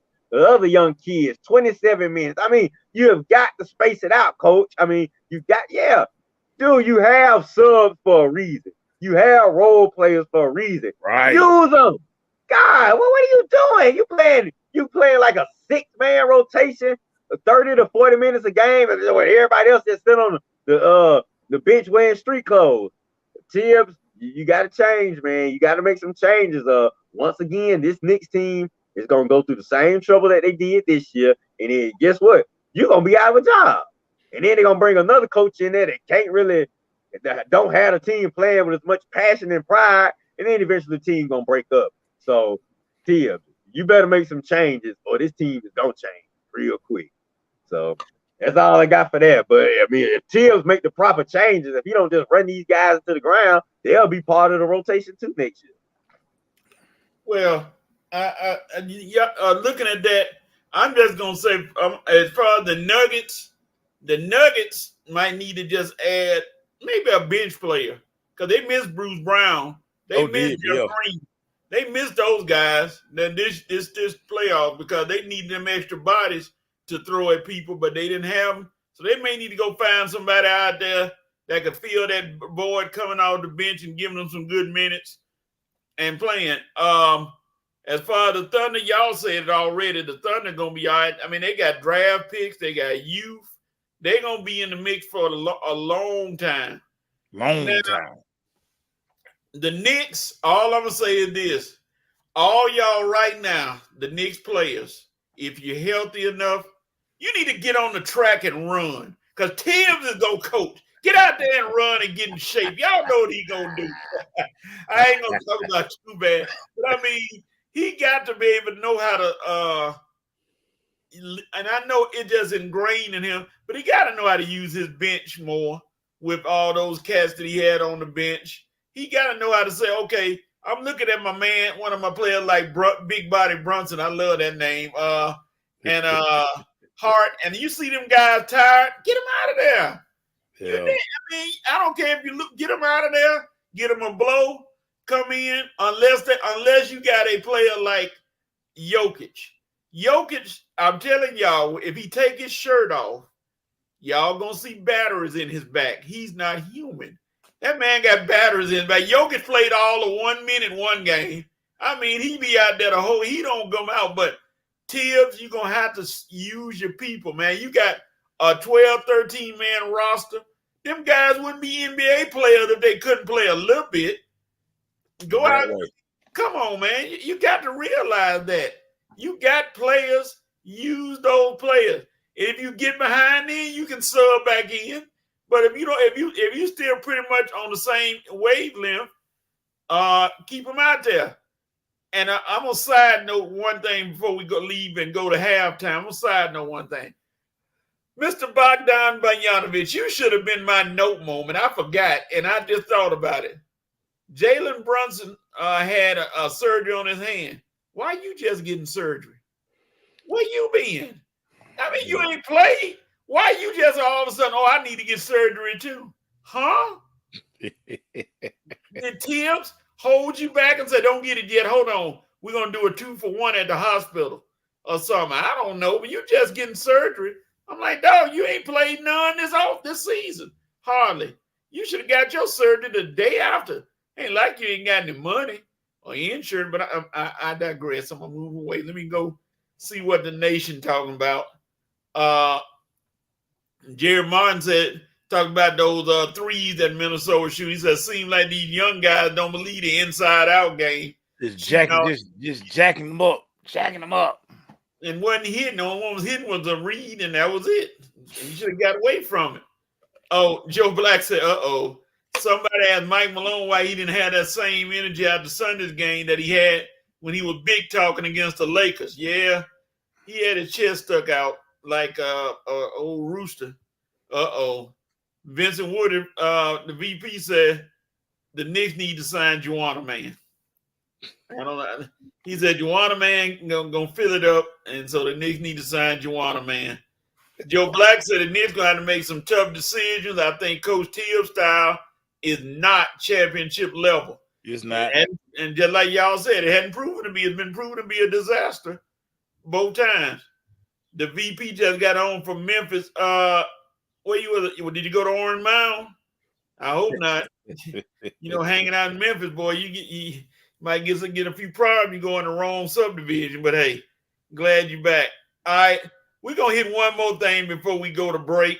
Last night, Caitlin got her first win, beating the LA Sparks. She's been working hard, trying to do this and trying to do that, but she got her first win last night, and getting her first win, like the folks said, like Ice Cube said, almost messed around and got a triple-double. Red, what do you think about your buddy, how she played last night against the Sparks, picking up that win? I was hoping she did get that triple-double, 2 assists away from it. She didn't have a good shooting night, 4 for 14, 2 for 9 for 3 points, so I'm glad her team got the win, but yeah, she had a subpar game. But hey, I mean, we just taking stepping stones. First win, get one, and maybe a few more drop. But it's good because she had started 0-5. It was looking ugly. They was even talking about firing the coach and maybe bringing Lisa Shooter, who just retired from Iowa. They were talking bring her on. That's not bad. He said, God. So yeah, I heard that yesterday. Coach, he was like, man, we may need to bring Lisa Shooter on because what's going on in Indiana? But I'm glad they got the first win so we can get off that because Angel them got their win in Chicago. You see, she already throwing shade at Caitlin. So, they big matchup in June or July is going to be big time. So glad Caitlin got the first win. So now we can move on and hopefully she'll start playing a little bit more consistent. And hopefully the Indiana Fever start improving a little bit. Good game from my girl Leah Boston. Good game from the girl Mitchell. So, and she even got 17 off the bench for some chick named Burley. I gotta start learning these players' names, but like I say, good all around game. I'm just starting out, Mason. I learned these names eventually once I start watching a little more. But like I say, good win, Caitlin. I'm proud of you. Red, I have no doubt you're gonna get it. You're a sports guy, so and it's crazy again. I don't know why coaching some of these sports groups, y'all, but coach been there cussing folks out. But man, you do, coach. Well, you be it all. I mean, like, coach be picking on folks, man. Coach be over there Coach, kicking. some of these guys don't know sports like you, man. He be picking like on the tomato cans. Coach be kicking them like tomato cans. Yeah. First and foremost, shout out to the fact that every game she's played in has been the most attended game. Yeah. In all these, 19,000 in LA last night. So her impact is an impact. Hate it or love it, her impact is an impact. They've played since the first night when Connecticut just basically beat them up. They've played better and better as each game, and I think last night, I think we starting to see how she's gonna play as far as like the adjustment. She knows now. Listen, I'm not just blowing by these people. So she's using her range. And her range is actually, even though she's not knocking them down, but her range is opening up the floor. So now Aaliyah Boston can get her out of shape self in the paint. I need Aaliyah to run some more suicide. Aaliyah, get in shape, my girl. Get in shape. But they're gonna be fine again. Caitlin is just figuring out that. And I don't think none of us thought she was just gonna come in and dominate the WNBA. These girls. Again, it's the best of the best. It's not no Iowa Community College and the mother folks you playing in the Big Ten. That's not what's up here. But they will be fine. That LA team young too. Yeah. So Lexi didn't have her best night. I think Gilbert Arenas them kind of jinxed her a little bit. She been doing a lot of media rounds, and I think it affected the game a little bit last night. But the fact that everywhere Caitlin goes, and you're getting these crowds and just the money that's being generated, that's why they can afford those flights now, because now the league is making money. I don't think people really realize how much money this league don't turn a profit. Most businesses, if you don't turn no profit, you even have no damn business. So they're finally starting to, they're a long way from being all the way in the black, but now they're able to like count these receipts and be like, damn, okay, shit, that's what it feel like. Okay. They can actually hire an accountant. Exactly. Instead of just somebody over there, hey, all right, yeah, today you got the books today. No, they are seeing real money, real receipts. And like when the Dream finally decided to move these two games, the Dream was fine with not moving the games to State Farm because State Farm wanted so much of the money. So they were like, bump that. We'll just play the two games at College Park.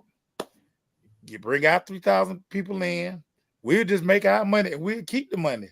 But her, Steve Koonin, and everybody kind of got together like, okay, no, we're not going to do this 51-49 or, this 52-48. Like, no, the Dream going to get the money. Because they ownership, they talked about it. They were like, bro, we're not signing that deal because Steve Koonin and them, they want like 80% of the receipts. We're not doing that. So it finally worked out, but it needed to be done because 3,000 people. Just imagine what the tickets were going to go for over there, over at College Park versus now you can get them in State Farm, and now everybody can get into the game. So I'm expecting them to have 2 times she comes 20,000 a piece. Yeah, be crazy. So shout out to Kate. They can hate all they want on Caitlin, but she good for business. Whatever. Exactly. And you said it. Every game they have played, they have gotten better. They got blowed out by Connecticut. They got blowed out by New York. Then but the next 2 times they played them, they lost by single digits. Exactly. And then last night, Mitchell and Boston And I ain't gonna get on Boston too bad, but you can clearly see she's not the same player she was last year. Not in She is shape. not even close, and I She's don't not in understand shape. that. If Coach, she gets together, woo, she was balling. She must have been blowing money all off season because she damn sure wasn't working on the game. She can't even No. get up and down the floor. I'm like, what is no, Don Staley need to get her on the phone and cuss her butt out. Like, I ain't raised you like that, girl. right. And see, when they talk, everybody talk. I saw some people talk about Caitlin Clark with her turnovers. A lot of times, those passes be good. She makes some nice passes, and they fumble them. They just don't be ready to Man, receive. Aaliyah blew one layup that Caitlin gave her. I just couldn't believe that. I'm like, Aaliyah, why you on TNT trying to do NCAA coverage, man? You should have been working on your game. Forget that Working TV, on your that game, TV right? deal. You do that when you ready to play. Now it's gonna be interesting to see how they play. They got the Aces coming up. Now nobody think they're gonna beat the Aces, but I want to see if they can hang with them Measure and up. play them close. See how you That's measure up? tonight. That's tonight, right? Yeah. Man, So- they back to back. Gonna give my girl the Aces on a back to back. Man, that ain't fair. All right, come on, Kate. Let's see what she can do, though. She a young girl. All right, let me see I'm saying, something. come on, man. They gonna get on the world champs off a back to back. Okay, let's see. They said this needs to be smacked like Tib slapped Mr. Endicott. He talking about in the heat of the night. Not gonna come. The VP said the FIBA Spas game was tight. Clark almost got a triple-double. If Boston would have hit some easy feeds from Clark with a pass, the triple-double would have been there. Yeah, Boston didn't catch a lot of those passes or missed the little bunnies, little short jumpers. She missed. He said folks need to calm down with the fever. There's a reason they got the number one lottery pick. Good teams don't get lottery pick. They coming up, like you said. And then you got Timmy Mitchell. Well, it ain't no lottery. It Yeah. ain't the lottery. I mean, it's only like 12 teams. Relax. It ain't the lottery. Yeah.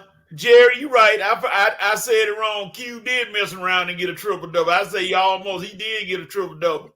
Caitlin will be okay. The WNBA, oh, Lord, they're going to sabotage him because their marketing team is horrible. It's bad. All right.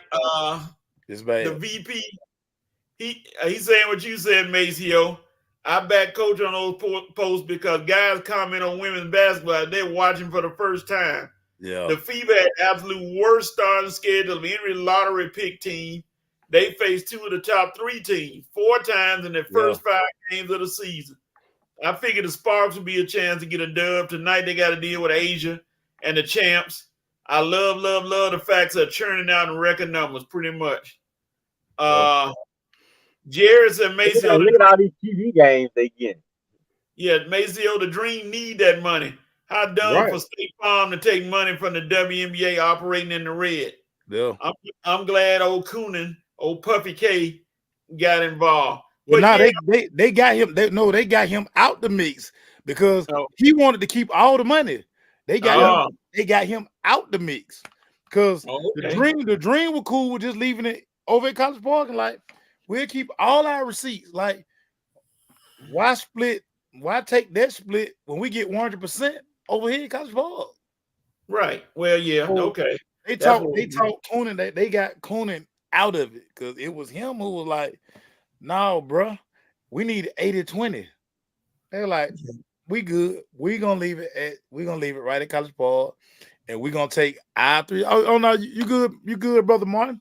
But the crazy part about it is the Dream, the last 2 seasons, the Dream sold out every game. Like their games are packed, merch, just everything about the experience. Like that's right, baby. We show up down here in the ATL. We support Ocho talked about it the other day. Ocho was at the game. He was like, no, this is the best experience I done been to. Like all the games like this, well, they're like that at College Park because of the way that arena is set up. And I'm like Ocho, come on back to the A, baby. Bring your friends, baby. We need to have like state championships over there at College Park arena. Say that again, please. Say that again. It's crazy, Coach. I done told GHSA about 5 times. Like, dude, I make sure you better watch. They're gonna have amazing. They're gonna have amazing dunk game over there. That's wow. It should, but it should be like 3. You can put 3,200 in there comfortable. Yeah. Man, Hey, Instead of Mason, having to go Mason, way. you remember they used to have an amazing Doug game over at the Morehouse Gym over there right across the route. yeah. Like, I man, mean, it's like, man, these school gyms too small. We taking you out of it. Morehouse. No. you right though, Maceo. They could have had a state tournament instead of having to go way to Macon. There it is right there. And You that, got a and that old 3,000. ass building down there making. That building Yeah, old as hell. you got a Oh three yeah, yeah. thousand seat Come on. arena just built. Go right over there. You got plenty of parking. You got everything right there. Come on over there, and you Team can play that hotel tournament right right there. If teams got to come from Savannah, wherever they got to come, hotel right next door to. Come Exactly, on. y'all. there. Hey, Exactly. that's what my sister had her wedding. That is a nice venue. So come on, everybody. Exactly. You could go. You got the hotel and everything right there. People can come in. Good room, plenty of room, all that. But hey, we'll see. But like we said, Caitlin Clark and the Fever, they may be a playoff team. They may not. But you cannot knock They're a the cash cow. impact. They're a cash cow right now. They're a cash cow. They on their Yeah. way. And that game between the Chicago Sky and the Fever gonna really be why they're gonna be must see TV. Angel already talking trash. You know, Caitlin gonna throw her little subtle shade. It's gonna be a good one. And Cardozo, Camila is supposed to be back that game. She said she's making it a point to be back on that game on July the 1st, which is next Saturday. She said making it a point to be ready to play next Saturday. So we're going to see. Well, one more thing, and what I can't understand, and since Maceo done told me, I'm going to stop messing with folk. No, Coach. Keep messing with them. You just be beating them. You just be slapping them with facts, Coach. No. I'm trying to figure out why you can't like both players. You got to either like Caitlin or you got to like Angel. Why can't you like both? I like both. Dude, I like both of them. It's right in line with that dumb Jordan LeBron debate. Like, oh Lord, oh God, that's one what they turn this into. Everybody make a think piece every day on Caitlin versus Ivy Line. I mean, both of they don't have any animosity against each other. They friends, but people want to make it, and it kills me trying to make it a black-white debate. And if you with Caitlin, you like they call it buck dancing. I'm like, you got to be kidding me. So you mean tell we can't like white players? All the white players in the leagues and everything, you're not supposed to like them. Quarterbacks, anybody, you just supposed to say Angel or nobody. Caitlin is this, Caitlin is that. You don't supposed to like her. I mean, I like all them players. My girl was showing out for a minute last night. The one they don't even talk about, Rakaya Jackson from Tennessee. I love her game, and I don't know why the Spars got her on the bench. I need to talk to the coach. Why you got that girl on the bench? She killing folk, and she can play. But hey, that's the coach. He got his shit picked. So moving on. I ain't gonna fuss too much longer. I can stay on that soapbox forever. All right, ladies and gentlemen, it is halftime on the Red and Rail Sports Show with our special guest star, the great Maceo Hurd. My people. Not the Pusha. Oh man, we gave him the Heather Locklear treatment now. Wait a minute, gonna get a special guest star treatment. Hey, you remember every time she was on Melrose Place or wherever she on? Yeah, that's what I mean. She was on every episode. That must be her contract. Yeah, and then special guest. I'm like, Amanda is the star of this show. How is she the special guest star every episode? All right, y'all. It's halftime. We go. I'm glad I ain't the only one to watch this show. All right. It's halftime, folks. We'll be back. We'll take a little pause for the calls, and we'll be right back on the Red and Rail Sports Show.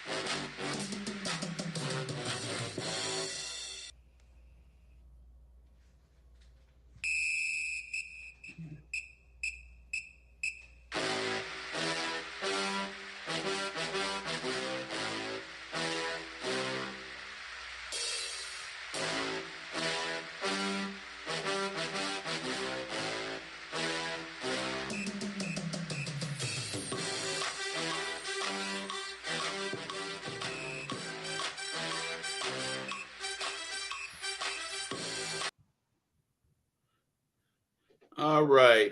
Let me scroll back up for a minute, please. We are back. Maceo, he had to check out for just a second because he's dealing with a computer issue. But Red, this is a segue right into the Braves report. So get ready. Boy. Uh-oh. Let me see I try to be as positive as I can. Yeah. Well, I was positive until last night. So let's go. All right, here we go.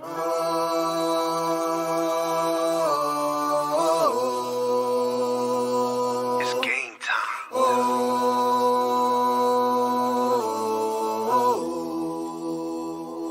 It's GT. What's up, everybody? Welcome to the Braves Report. Well, I have no idea. Where do I begin? Oh, God. Seems like, excuse me, y'all. Well, the last time we left y'all, seemed like we were doing pretty good.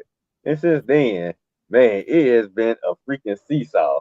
I mean, we lose, 3 out of 4 to San Diego. And then you start off losing to Chicago. And then you salvage the last 2 games of the Chicago series. Just to get blown off the field by Pittsburgh. So it's been pretty up and down week. I want to say since Monday, we what?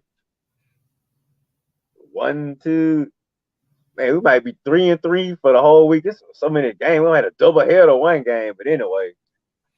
This Braves pitch has been a little inconsistent. I mean, it got to the point after we salvaged the 2 games in Chicago, our ERA went down to 3.29. That was like top 5 in the Major League Baseball and top 3 in the National League. Now, after this game last night, man, we don't fell out the top 5 of MLB, maybe still top 5 NL in pitching. And the bats are so inconsistent now. I mean, we're not even tops in none of the hidden categories anymore. Home runs, OPS, average, you can forget it. No top 5, nowhere. So, Braves, we are falling to the middle of the pack in all the categories, and that ain't good. We too good of a team to allow that to happen. So, we got to pick it up, and we got to pick it up now. We definitely got to beat these next 2 games in Pittsburgh after we got blown off the field yesterday by some clown. We trying to make it to a starter from the bullpen. That didn't work. Then another clown we got down in AAA, Vines. I thought you was coming on, but nah, dude, you ain't gonna work out neither, man. 5 runs from one guy, 6 runs from the other guy. I don't ever want to see them guys again. Back down to Gwinnett and don't come back. You hear me? Hit the road, Jack, and don't you come back no more. Not this season, man. It's getting to the point now, Coach. Some of them young boys that we probably thought we could, rest to maybe 2025, 2026. Some of them guys gonna have to step up. Now let's see, who are some of those guys I was talking about? Let's see. Ooh, not you. Sorry, y'all. Oh, dog, what's wrong with my phone? Okay. Like the AJ Smith Shavers. He came out and did pretty good for us one game, and now he on the injured list. Okay, now, Hurston Waltrip. Yeah, we don't push your ETA 2024 because we might need you this year. Spencer Schwallenbach, J.R. Ritchie, Owen Murphy, all you guys are going to have. We might need some. Look at all you guys because Braves need some pitching, some consistency. Sale, Freed, and Lopez. Okay, those 3 good, but Uncle Charlie up and down. And his 5th starter, we can't find. Elder, don't want to see him no more. So, Braves, look, I appreciate Alex for going out and getting Sale, but man, you have got to start taking this pitching rotation as serious as you take these bats. So, like I say, we'll see what happens these next 2 games of Pittsburgh, but it's been a pretty inconsistent week for our Braves. I'm not sure how many games we don't fail back from Philly. We 6 games back now, 29-19, 37-15. I'm not so worried about that because after winning the division last 2 years and getting put out early, I wouldn't mind the Braves going into the playoffs as a wild card team because at least if we end the season on a hot streak, we can keep that momentum going for the first series. But man, I just don't want us to be fighting for a wild card spot now. So whatever the issues are, we gotta get them fixed so we can at least stay in the wild card league. I'm not tripping on the NL East, but I ain't so sure. I say, and I hope you watching Wallace and Dana. I don't think your feelings ain't impressing me at all. It's early. I know they just a choke job waiting to happen. Y'all can go the whole season and have one of these great seasons. And I still say y'all would choke when the playoffs start. So Philly, enjoy yourselves. Play as good as you want to, because I don't believe in you. I have no faith in you. I know y'all are when it counts. So please, you see our core guys on my Braves, we got rings. What about your core guys, Philly? Y'all lost y'all World Series. So hey, to me, y'all are still behind us. I don't care how many games in front of us y'all are. So, like I say, Coach, we struggling just a little bit this week, but as long as we stay in the wild card league, we right where we want to be. And if the Phillies choke it up, which they'll probably do later in the season, we'll be right there to steal the division again. But I wouldn't mind if we don't take it because last few years we don't have the division lead. We've been a little cold when the playoffs started. So I wouldn't mind going into the playoff as a wild card to keep that momentum we'll probably have as we do. Because, Coach, you know how we do. Braves will get hot August and September. And then the playoffs start, we'll have to take a break for 3 or 4 days and come back. We ain't hot no more. So I wouldn't mind going in like we did in 2021. I don't think we had a rest for 2 or 3 days that time. So however we did in 2021, that's how I want to do now. First round, don't want to rest. I don't want no bye week. No byes. All right. Let me go back for a minute to some comments that were made from the nation. Vincent Woodruff said Rakia is the truth from the Sparks. And Dante, what's going on, Dante? He said Jackson on the Sparks is a silent assassin, and she's a beauty. Yeah, she's a good-looking young lady that can ball. She got that old school type of game. The VP said that one leg turnaround fadeaway is indefensible. Yeah, Indiana couldn't do anything with that last night. She was shooting from all points. So I don't know why she coming off the bench. As far as the Braves, Jerry said, Lord have mercy, Braves. I'm not going to push any panic buttons yet. No, it's too early to push panic buttons. I don't think they all right. They're gonna be just fine. And the VP said he eager to hear coaches take. I'm gonna give it to you in a few minutes. He said the Braves are semi-understanding the assignment. Don't finish first. Let me tell you something. Memorial Day is here, and the Braves are not in as bad a shape. They've been dealing with a lot, but just like Red said, and it's going to be the thing that's going to hurt them.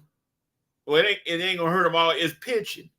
Their pitching has to be, they can't keep going to Gwinnett.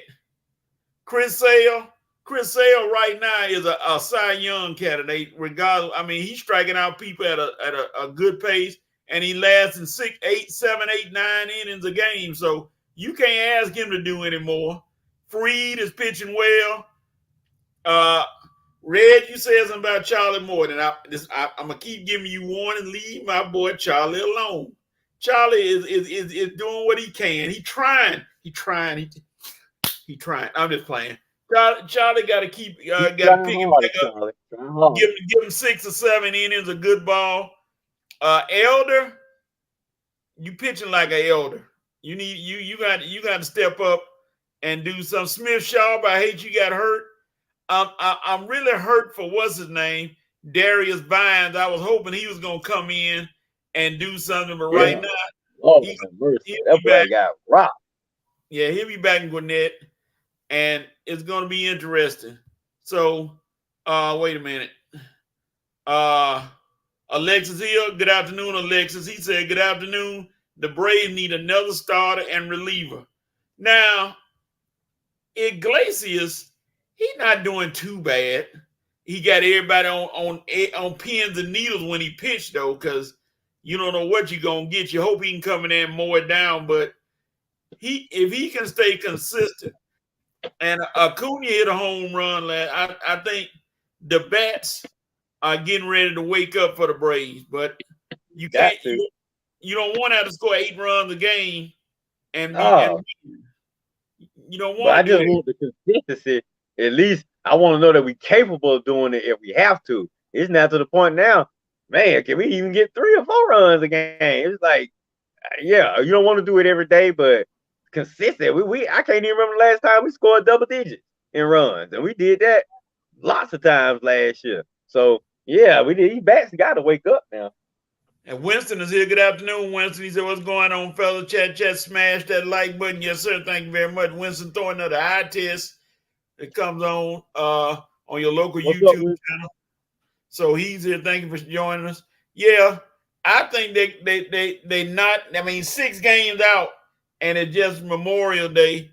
That you're not in bad shape. Now it's been different if they was like in 3rd or 4th place. I don't think the Braves have to worry about anybody but Philly, because New York is going to be New York. Washington is too young, and the Marlins. Well, y'all know what's going on with the Marlins. So Yeah, that's why I'm not panicking too much, because it's really gonna come down to us and Philly. But you don't want to fall too far back. But I'm not even really worried about the wild card. I know we're gonna be in the wild card mix. If we ain't in the wild card mix, something has happened. That means somebody we got like 2 or 3 guys out there hurt, and we ain't in the wild card mix. So yeah, 2 or 3 guys out, and then somebody is very hurt. I mean, some other team has got a fire lit on them, which I don't see anybody. Like you said, Philly is good, but Philly will choke in a minute and start dropping off the face of the earth, and then they'll fall back, and then everybody will see like, okay, there go Philly. Goodbye. Thank y'all for coming. And the Braves will be right back near the top of the leaderboard again, looking I around said like, they lost last night in Colorado. So yeah. and the Dodgers, they play good, and then they don't lost like 3 straight. So nobody really running away with everything right now. As far as the wild card, the Braves are up a half a game, 1.5 games on Chicago, and Arizona is a half game out of the 2nd spot, or the 3rd or 4th spot. So they're not really in bad shape. Atlanta's leading the wild card by many games overall, so they'll be just fine. All right. Let's see. Maceo is he coming? He's coming back. He's back, ladies and gentlemen. The intelligent hoodlum is back, ladies and gentlemen. Technology, baby. Technology is crazy. I'm back. Technology. Let me see. Anthony Cora, what's up, Anthony? He checking in. Sometimes the worst place is the first place. I'd rather the Braves win the wild card. I said, yeah, that kind of seemed to be the sentiment of a lot of Braves fans. They don't want to get in that number 1 spot and have to sit and cool off the bats. And then a wild card team come in like Philly did last year and just sweep them and get them on out of there. So you want to try to keep your wild card. But we're going to see. The Braves, I think they're like we said, they're okay. They're going to hit a roll. They win about 6 or 7 straight, and then everybody going to be like, okay, here they come. Here come the Braves, and everybody gonna be watching. Look bad. Well, it's funny. I can see them struggling now. It's not even All-Star break. Like, relax, everybody. We can go in. We can have like a great. Matter of fact, didn't we have a great June last year? And we hit like 20 something in 5 or something. So I can easily see the Braves having one of these great months, and then just they pretty much lock their playoff spot up. But like you say, by the time All-Star break comes, we know we're gonna make the playoffs. We just cruising now the rest of the season. And Coach, you know this. We gotta let the Mets get about a 15-game lead so we can run them down. You know, yeah, because we know what happened to them. They know they won't have hitting, they won't have pitching. Right. Come on, Mets. Mets, be the rabbit, Mets, so we can catch y'all. Go. Yeah. Winston said he went to sleep waiting on us to crank up. Braves are going to have to trade for another starting pitcher before the deadline, before it gets out of hand. We need that. I agree. Alexis said the Phillies have had the easiest schedule, and the Braves have had the toughest. So, like the old saying go, it's not how you start, it's how you finish. Every time. Just watch what they do coming up.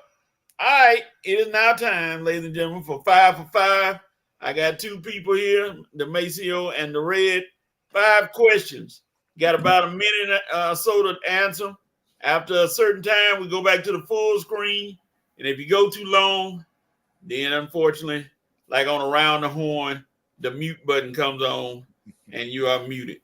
So first of all, before we do anything, I know the VP is ready to chime in because I know what he's looking for, but it's coming, VP.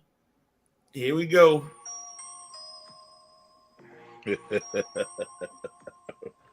Got to get the loonies in here. Once upon a time, you could really have 5 on it. Yeah. Now you got to have 30 on it or something like that. You got 5 on the G doing nothing. All right, Red, you first. The Cavs fired JB Bickerstaff. Your opinion? Man, this was like completely out of the blue. I mean, with the success the Cavs been having the past few years, and talking about the Cavs now, without LeBron, I never thought they'd have success again.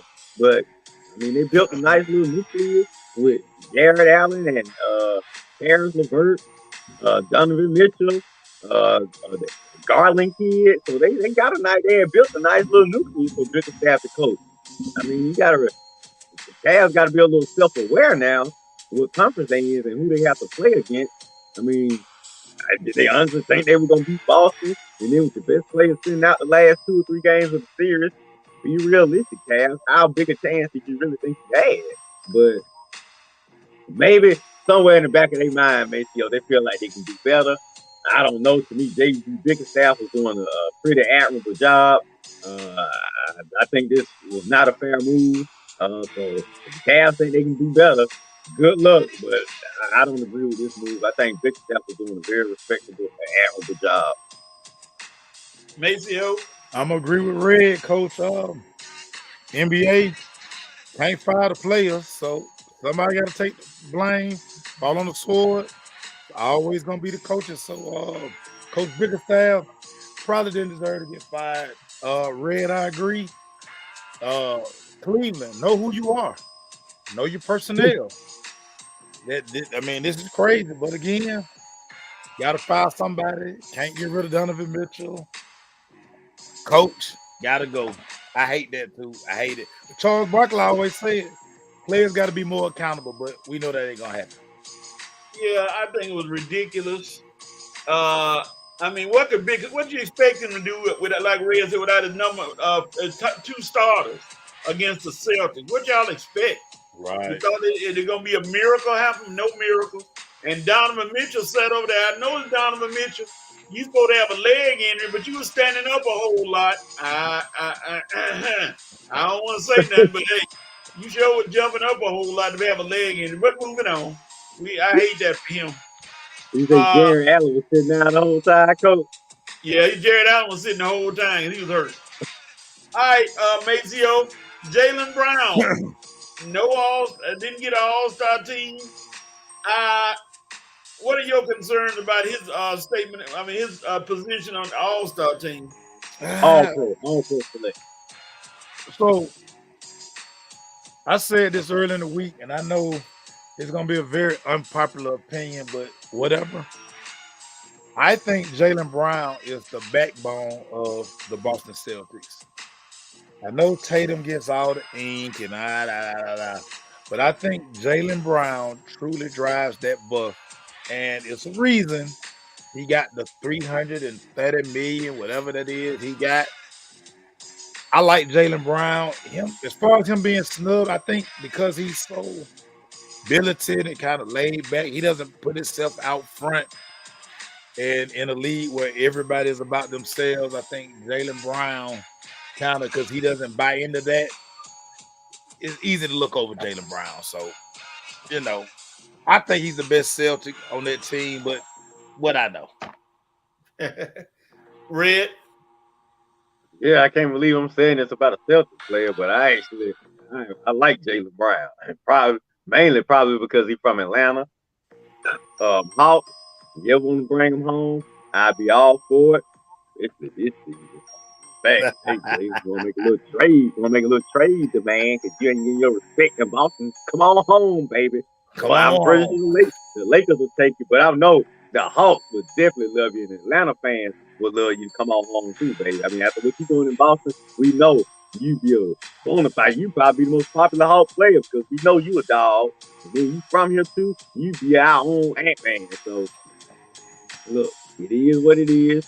I'm gonna make you. I think he's much better than Tatum. I think he's a dog. I think Tatum just. I'm trying to figure out why Tatum get all the shine because he's number Jason Tatum type to me, especially in the clutch, especially when the big lights come on. You see it was Jaylen Brown that hit the big shot to keep Boston alive in Game 1. And if you need a clutch play in the end of the game, I'm going for Brown before Tatum. So it's sad that he didn't make the NBA All-Pro team, but like you say, he too focused on winning championship that he could even give a L. So I'm with you, Jalen. I'm too focused on trying to get this ring. So don't give an L. Yeah, exactly. And if the Celtics win, that would be the only thing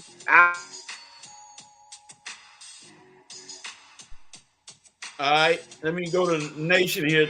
Joe Black was talking about the Braves. The Braves will be good come October. Anthony say the Cavs will have a Milwaukee coach when he gets fired. Doc doing a world tour. Doc, leave Glenn if alone. Doc get fired from Milwaukee, you better go on back to ESPN with your baby Doris. You know she's missing you, Doc. He said, Jared said, I hope not. He coached Milwaukee and they're not in the Eastern Conference Finals, but that probably due to injury. Anthony said when Jalen cut his braids, he'll be a star. Oh, they got to cut his hair like Michael Vick? He gonna be a star. Oh, Lord.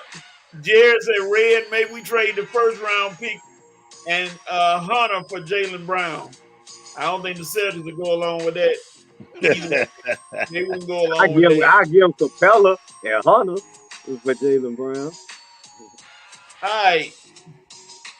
Red, Jalen Rose had a message for the USA players in the NBA. He wanted to let them know something. What's your comments on that, Jalen Rose and the USA guy?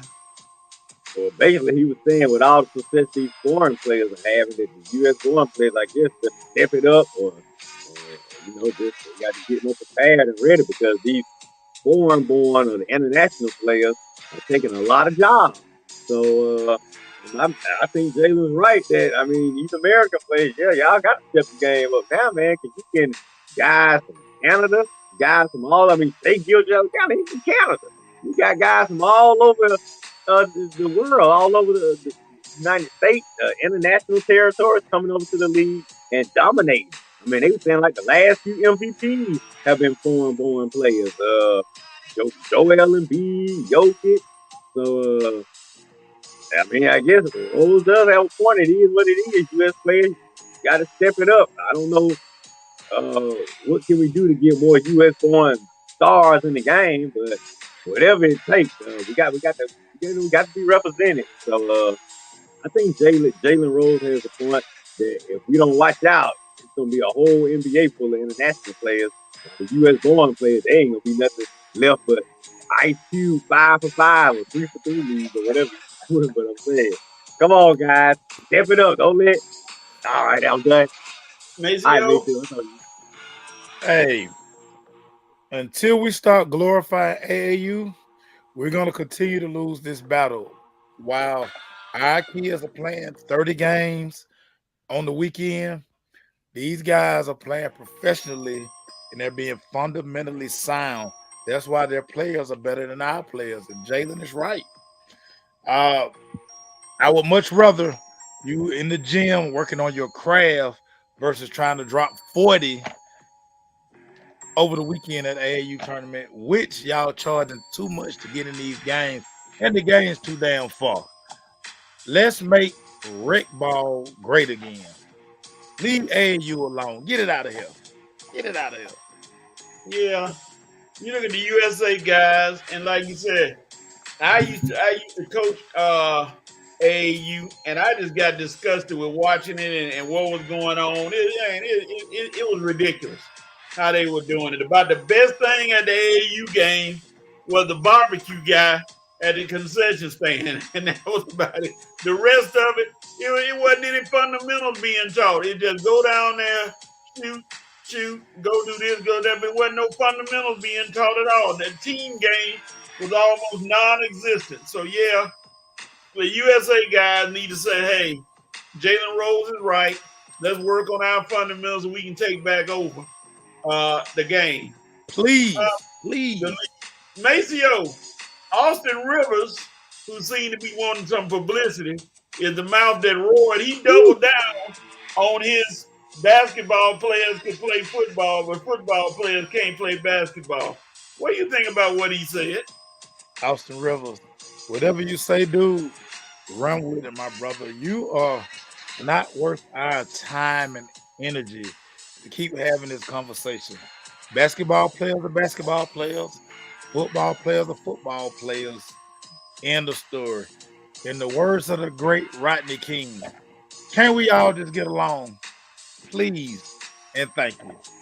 Sick of Austin Rivers. Sick of him. All right, Sick of Rick. him.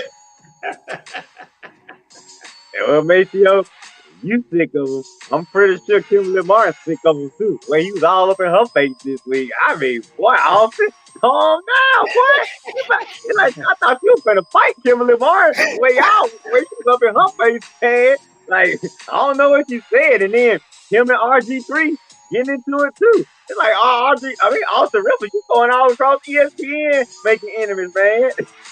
I don't know if you trying to get your dad's spot on the NBA coverage, man, but boy, Austin, calm down, man. Because you're going to have the NBA players and the NFL players on your back, man, and full Kimberly Martin. It's okay, Kim. I know Austin didn't mean it. Don't worry. You good, Kim. They ain't going to kick out ESPN, but boy, I thought Austin, man, I thought they were going to hold Austin back the way he was on her, man. So I was like, you don't lose credibility. You got none now, Kim. You got no credibility, woman. Like, wow. Wow. All right, let me see. Kimberly husband coming up there now. Get beat up there. Let me see what the nation says real quick. Let me scroll back. Talking about Jaylen Brown. Jaylen is the best Celtic, Winston said on that team. If he left, Tatum would crumble outside of a few highlight games. Tatum would become Durant in Brooklyn when everyone was hurt. Nice, but not worried about. Wow. Jared said the improvement for NBA players would be to get rid of the college one and done. Make them stay in college, I guess, and play more. Let's see. Non-conversation related, Anthony said, but I haven't commented on Caitlin Clark yet. I just want to say she now has talent because them hits real now, no more flops. Okay? She's getting drilled with them picks. Jalen said has the dog I wish Tatum had. He got that dog in him, Joe Black said. Sister Dana. Hey, Dana, we haven't seen you in a while. I guess Red triggered you and got you up on the show. We hope you're doing okay. Last time I saw you on Facebook, like you doing better and everything was going well for you. We keep praying for you and hope everything works out. Glad to see you on the show. Anthony said AAU is a show like Jamal Crawford's Summer League Expo. God. Oh, my goodness. Woo. That ain't good. And, of course, Dana said, hey, guys. Hey, Sis Dana, how are you doing? She said, been in the hospital. Just got home Thursday. Okay, like I said, we praying for you, Dana, because we got to have you ready for the Philadelphia Eagles season and Kenny Pickett. I'm going to leave you alone. Talk about old Kenny. They say he outplaying Jalen Hurts in practice, but I'm like, okay, we're going to leave that alone. And OTAs, we ain't going to even try to dignify that with a remark. Shout out to Broad Street. Shout out to Broad Street. Broad Street. It's Kabibbles. That's what I need right now. All right.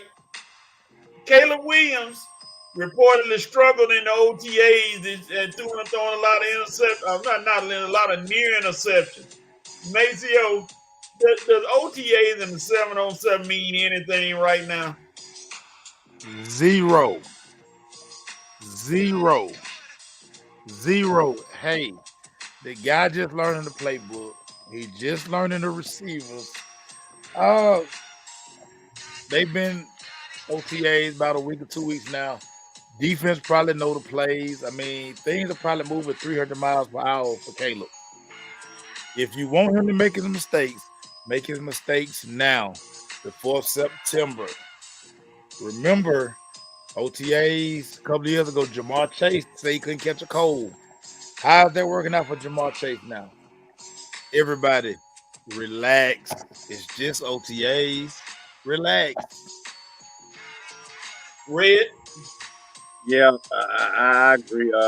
It's way too early right now. I mean, they just out there just really shooting. You know what? It's early. It's like spring practice right now. You're not even gotten the real training camp yet. So, unless we talking real training camp, real reps being taken, real preseason games being played, and we critiquing on that level, then I wouldn't put too much fire in this right here. It's early, like I say, everybody just getting there, we learning each other. Nothing to be taken serious. Like I say, everybody just going out, feeling the breeze right now. We're just filling each other out. Yeah, everybody ain't even in camp right now. You got some of the top players that ain't even in camp right now. So you can't take it seriously if you don't got most of the team there. When it's a full squad, when your main folks are there, everybody's competing, then we'll have a little bit better assessment and the critiques will be a little bit more accurate. But right now, what are we in, May, June? No way. Talk to me in August, September. Okay, that's when things actually matter. So, no. All right. Winston said it's not happening.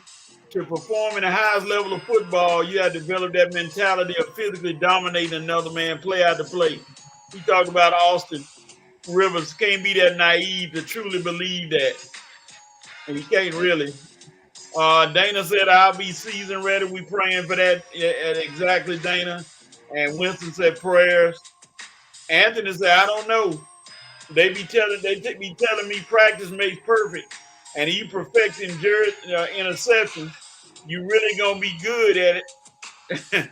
Come the real time for the real show.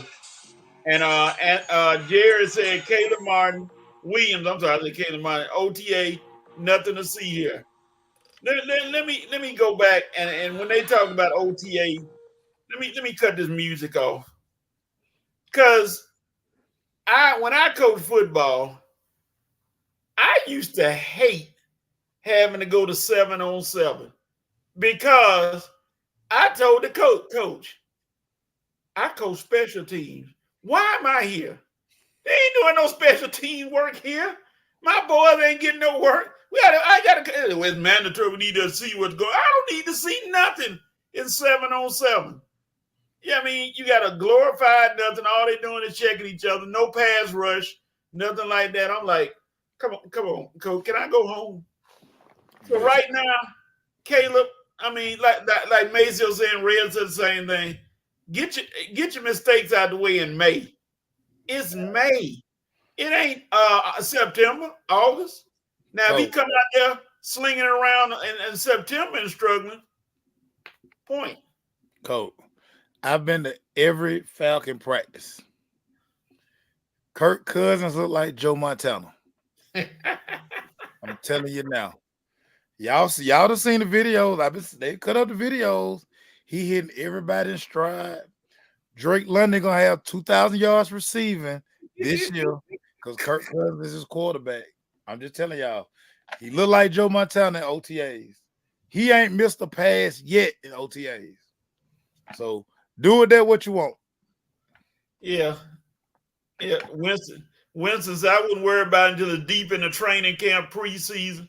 And if he's still looking terrible right now, he getting acclimated, like you all said, with the playbook and the speed of the NFL and players. It is a difference. Just like we just talked about with Caitlin Clark getting used to the speed of the WNBA. There is a difference. And I remember sometime last year when somebody said, who was it, Alabama or somebody could beat the worst pro team. No, they can't. No, they can't. Don't come with that mess. I mean, it is a difference in the speed level and the level of play because once Caleb get out there and he see one of them 280-pound linemen running downhill at him, it's a different story. It's gonna be different. But right now, let him do his thing. Like Maceo just said, Kirk Cousins looking like the second coming. Ain't no pressure on him. He hadn't missed a pass at OTAs. Not a one. And check this. You got Sean Payton saying Bo Nix is smart and intelligent. You know he ain't gonna be that nice season start. Bo Nix had how many years in college? 20, 15, how many he had? He ought to be intelligent. He ought to know everybody's playbook. Many times he done been out there on the field, but I'm gonna leave Bo alone because I know some folk like Bo. I'm gonna leave him alone. Joe Black said maybe Caleb nails ain't the right color yet. Joe Black, let me tell you something, Joe. He don't let me get started on you. Leave my boy alone now. Leave Caleb alone because it ain't gonna hinder him come game time. He gonna be out there slinging that thing. So you just worry about your thing right now, and don't let me. Coach, let me ask you: gonna be a part-time Bears fan too with Caleb on the team? Be a Caleb fan. I hope he does well. I don't want the Bears to win nothing. I don't care about them. I just hope he does well and goes out there and proves why he was a number one pick. Him, Daniels, those guys. I want to see how these guys. I don't think Drake May, the way they talking in New England, they don't think he's gonna even start. Nah. And I really want to see what JJ McCarthy does because he got drafted pretty high. So I want to see what he does. They say he has the ability to be well, but I want to see him. Bo Nix ought to be better than all of them, as long as he stayed. So he older, he's more experienced. So I'll stop messing Bo Nix. Bo gonna be he gonna be okay. Sean Payton, I don't know what Sean Payton think he gonna do. He the quarterback whisperer, whatever he's supposed to be. I don't know. Now what about Michael? Who? Michael who? The kid from Atlanta. Ain't you interested to see what he gonna do? Michael He talking about Penix. Red, I'm gonna tell you again. Watch the Falcons. I'm gonna tell you how they gonna do it. You let Kirk Cousins start out the year something like 8-2 or 9-2. Oh, yeah, I know he'll be. Yeah, if that happened, then Penix gonna have to sit. 8-2 start. Penix gonna have to sit. Well, Penix gonna sit anyway. Penix is not gonna unless they cart Kirk Cousins off the field. Penix will not play a down unless we don't put up 50 points on somebody. It's not gonna happen. Yeah, I agree. Yeah, Kirk gonna have to. He'll have to either get hurt or completely just wet the bed for us to see him. Even if he wet the bed this year, now they got 100 million reasons to let him play. He got to fight through it. You got to fight through it. Well, yeah, you're right. Yeah, they have to give him the whole season. Joe Black said J.J. McCarthy hands the ball off real good. That's what he's gonna be doing up in Minnesota. Well, no, because they got to throw the ball. They got Justin Jefferson up there, so they got to throw the ball. Or he gonna want out. If they don't get that 30 million, he don't get that 30 million. He gonna be at the crib chilling. Yeah, better come on up off that money. He need 30 a year, or he ain't showing up. Joe Vikings, if you don't want to pay it, trade him. Trade plenty of teams that'll take him. Joe Black said, "How is Sean Payton a quarterback whisperer, and he only has one good quarterback in his career?" That's what they said, Sean. Joe Black. That's what they said. Joe Black. And Jared said, "That's right, Maceo, 100 million guaranteed." Boy, he gonna be out though. Hey, take that to the bank. He gonna be out though. All right, Kurt, you better be looking like Joe Montana the whole season. Then, however you looking in practice right now, that's what I better see on that field. You're right, man. See, I see him. He out there throwing darts. I bet that type of man. I don't want none of them stupid interceptions now in the season. Hey, I'm telling you. I need first cousins. I don't need crooked cousins. Every day after practice, people just be like, media be like, "Hey, man." Well, you got to know this is the last opportunity. You want that ring, Kurt? We need it. We need that. We need that MVP type performance this season. So, tell you, every day people be like, "Now, why did we draft Penix again? This it." I said, "Okay, we'll see." Glad we got pins. Yeah, it's just OTAs right now. All right. We almost at the end of the show for the day. We on our segment that closes the show out pretty much. You have the right. Who has the right to do what and why? Either one of you all can go first. Who has the right to do what? Go ahead, Red. I'm gonna follow you, Red. Okay. Braves, you got the right to stop messing around. I hope you got a good pitcher on the mound tonight. We got to get back on track now. This has been the most inconsistent week all season. Up and down, up and down. We need to get this pitching back on track, and these bats need to start back waking up. And it starts tonight in Pittsburgh. Going from there, we got a 4-game set with Washington. These next 6 games, I want them to be 5-1 at the worst going forward. So Braves, you got the right to rebound from last night because that was just the worst. 11 doggone runs when you supposed to have one of the top pitching in the league. I pretty much slurped your pitching all on my page yesterday, and this how you do me. Go out and score 11 runs. I mean, basically, I couldn't even look at the game. I had to take my earplugs out my ears last night. It was bad. So Braves, you got the right to get back on track, and let's play some Braves baseball. Chop on. Let's go. Pittsburgh goes down tonight. I want your Braves to go 11 or 12 runs tonight. Woo. Let's go now. They got Lopez on the mound today for the Braves. That's good. That's a good pitcher. Maceo, who has the right to do what? I'm gonna stay with Red. Ronald Acuna. You have the right to start playing like the MVP, the reigning MVP of Major League Baseball. I don't know what you and your brothers been doing in the off season, but Ronald, brother, come on, man. We need you. We need you. You out here dropping fly balls, forgetting where to throw the ball, looking at strike 3. Ronald, this is no way to get that big money that you're looking for, brother. Come on, Ronald, get it together. Thank you, brother. Thank you, brother. All right. Thank you for that, Maceo. I was about to say it soon. Somebody needs to say it. Jesus. Joe I mean, that dude, I don't even, it's like he be up with runners in scoring position. I close my eyes now because his last few times up, he be striking out. I mean, hitting these little weak. I'm like, dude, I used to look forward to you coming up the bat with folks on base. Now I just close my eyes. Weak choppers to third base. Weak choppers to third base. Joe Black said Kirk Cousins had the right to beat the brakes off FedEx Smith game 1. Not FedEx That's Smith. right.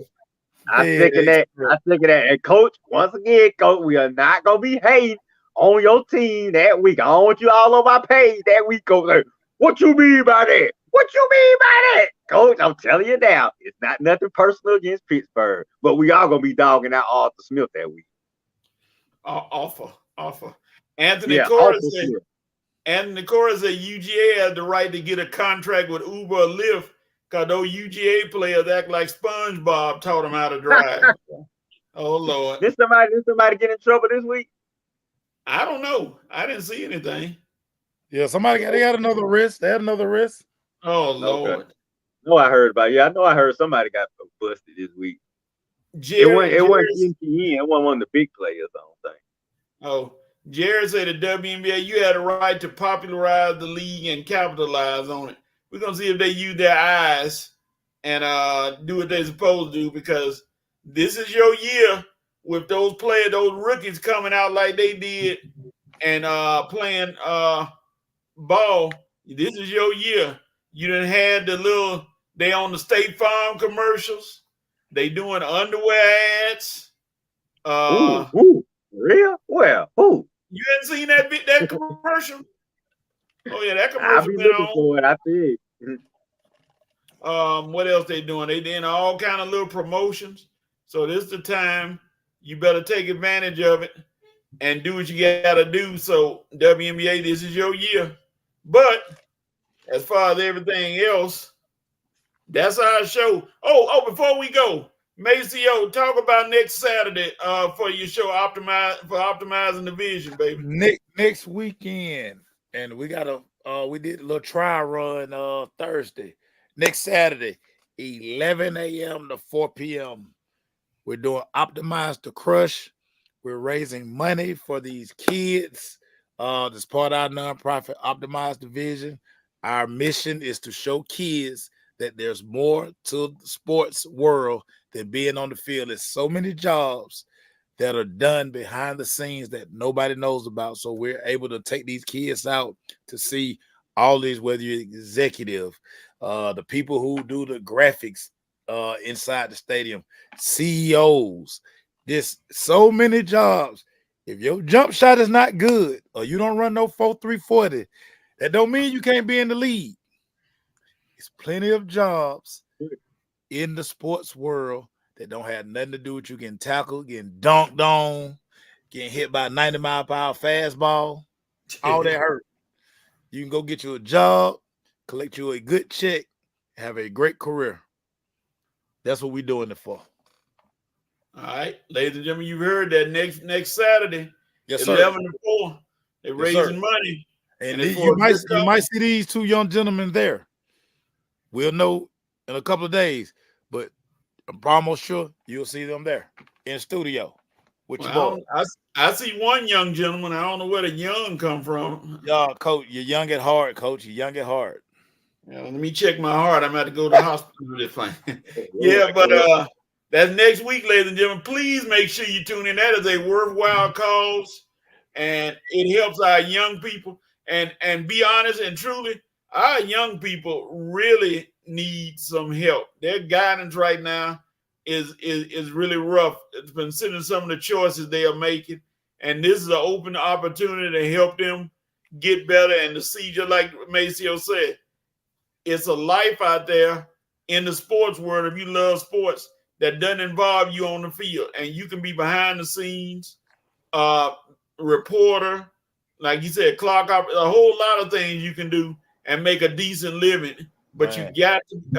we got to give them a chance, and that's one thing that may be missing is kids getting a chance.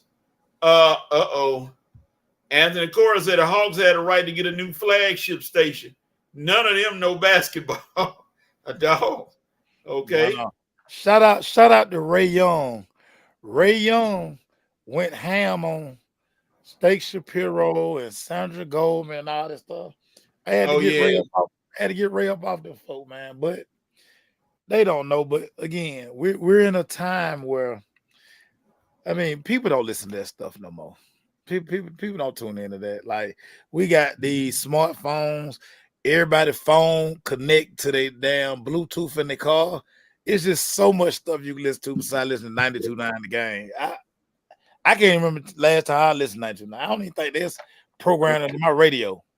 Trash. Unless I'm on the way to work, and really they be on, but I have my headset and listen to my music. Yeah, I got my own podcast that I listen to 92.9 and too. They weak, man. They tired compared to the stuff that you can listen to. That is the beauty of having satellite radio. You don't have to be hamstrung by the local radio station here. You can go listen to something else. Right. You won't have to worry about. That's the beauty of everybody have all these content creators and podcasts, and you got Yahoo Sports, CBS Sports, like you say, PF. I mean, you got so many different avenues that you don't have to listen to your local radio no more. I mean, and Maceo, I know you. Network, you got Red and Rev and Coach. Like I say, you check us out. We'll give you better commentary than Steak and Shapiro. Steak Shapiro. Get out of here, Steak. He tries. I just laugh at him sometimes. He thinks more of himself than anything else. And now, if I need a restaurant, I'm gonna ask Steak. Oh yeah, now he knows that. If he don't know nothing else, he knows every restaurant. He probably got the restaurant guide. He probably created the restaurant guide. So sports, give me a good spot to eat, Steak. That's it. That's it. Yeah, that's top five barbecue places. You got Steak Shapiro live. There you go. That's all I want him to talk to me about. Nothing else. Nothing else.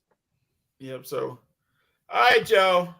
That's about all. And Maceo, hang out for a few minutes because we got to ask you a question. But hey, everybody, thank you all for joining us. It looked like we made it through these storms that came through. I think the bad weather is gone.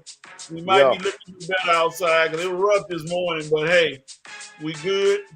Thank you all for joining, all you guys and young lady Dana. Thank you for joining everybody. We'll be back somewhere next Saturday, but hopefully you'll be able to tune in and check everything out, and we'll be good to go. Lord Jerry said, just like we talked about, Steak Need a Restaurant show, not a sports segment. Maceo just made me think about it. It could be the Steak Shapiro and Bobby Flay. Yeah, Bobby Flay. There it is. They have a good time talking. Them two have chop it up big time. Winston, great show. Thank you, Winston. Y'all watch the eye test coming up this week. Y'all make sure y'all tune in. And we'll be back next Saturday live. Make sure you tune in. And again, make sure you tune in to the telethon to help our young people. All right? We'll holler at y'all.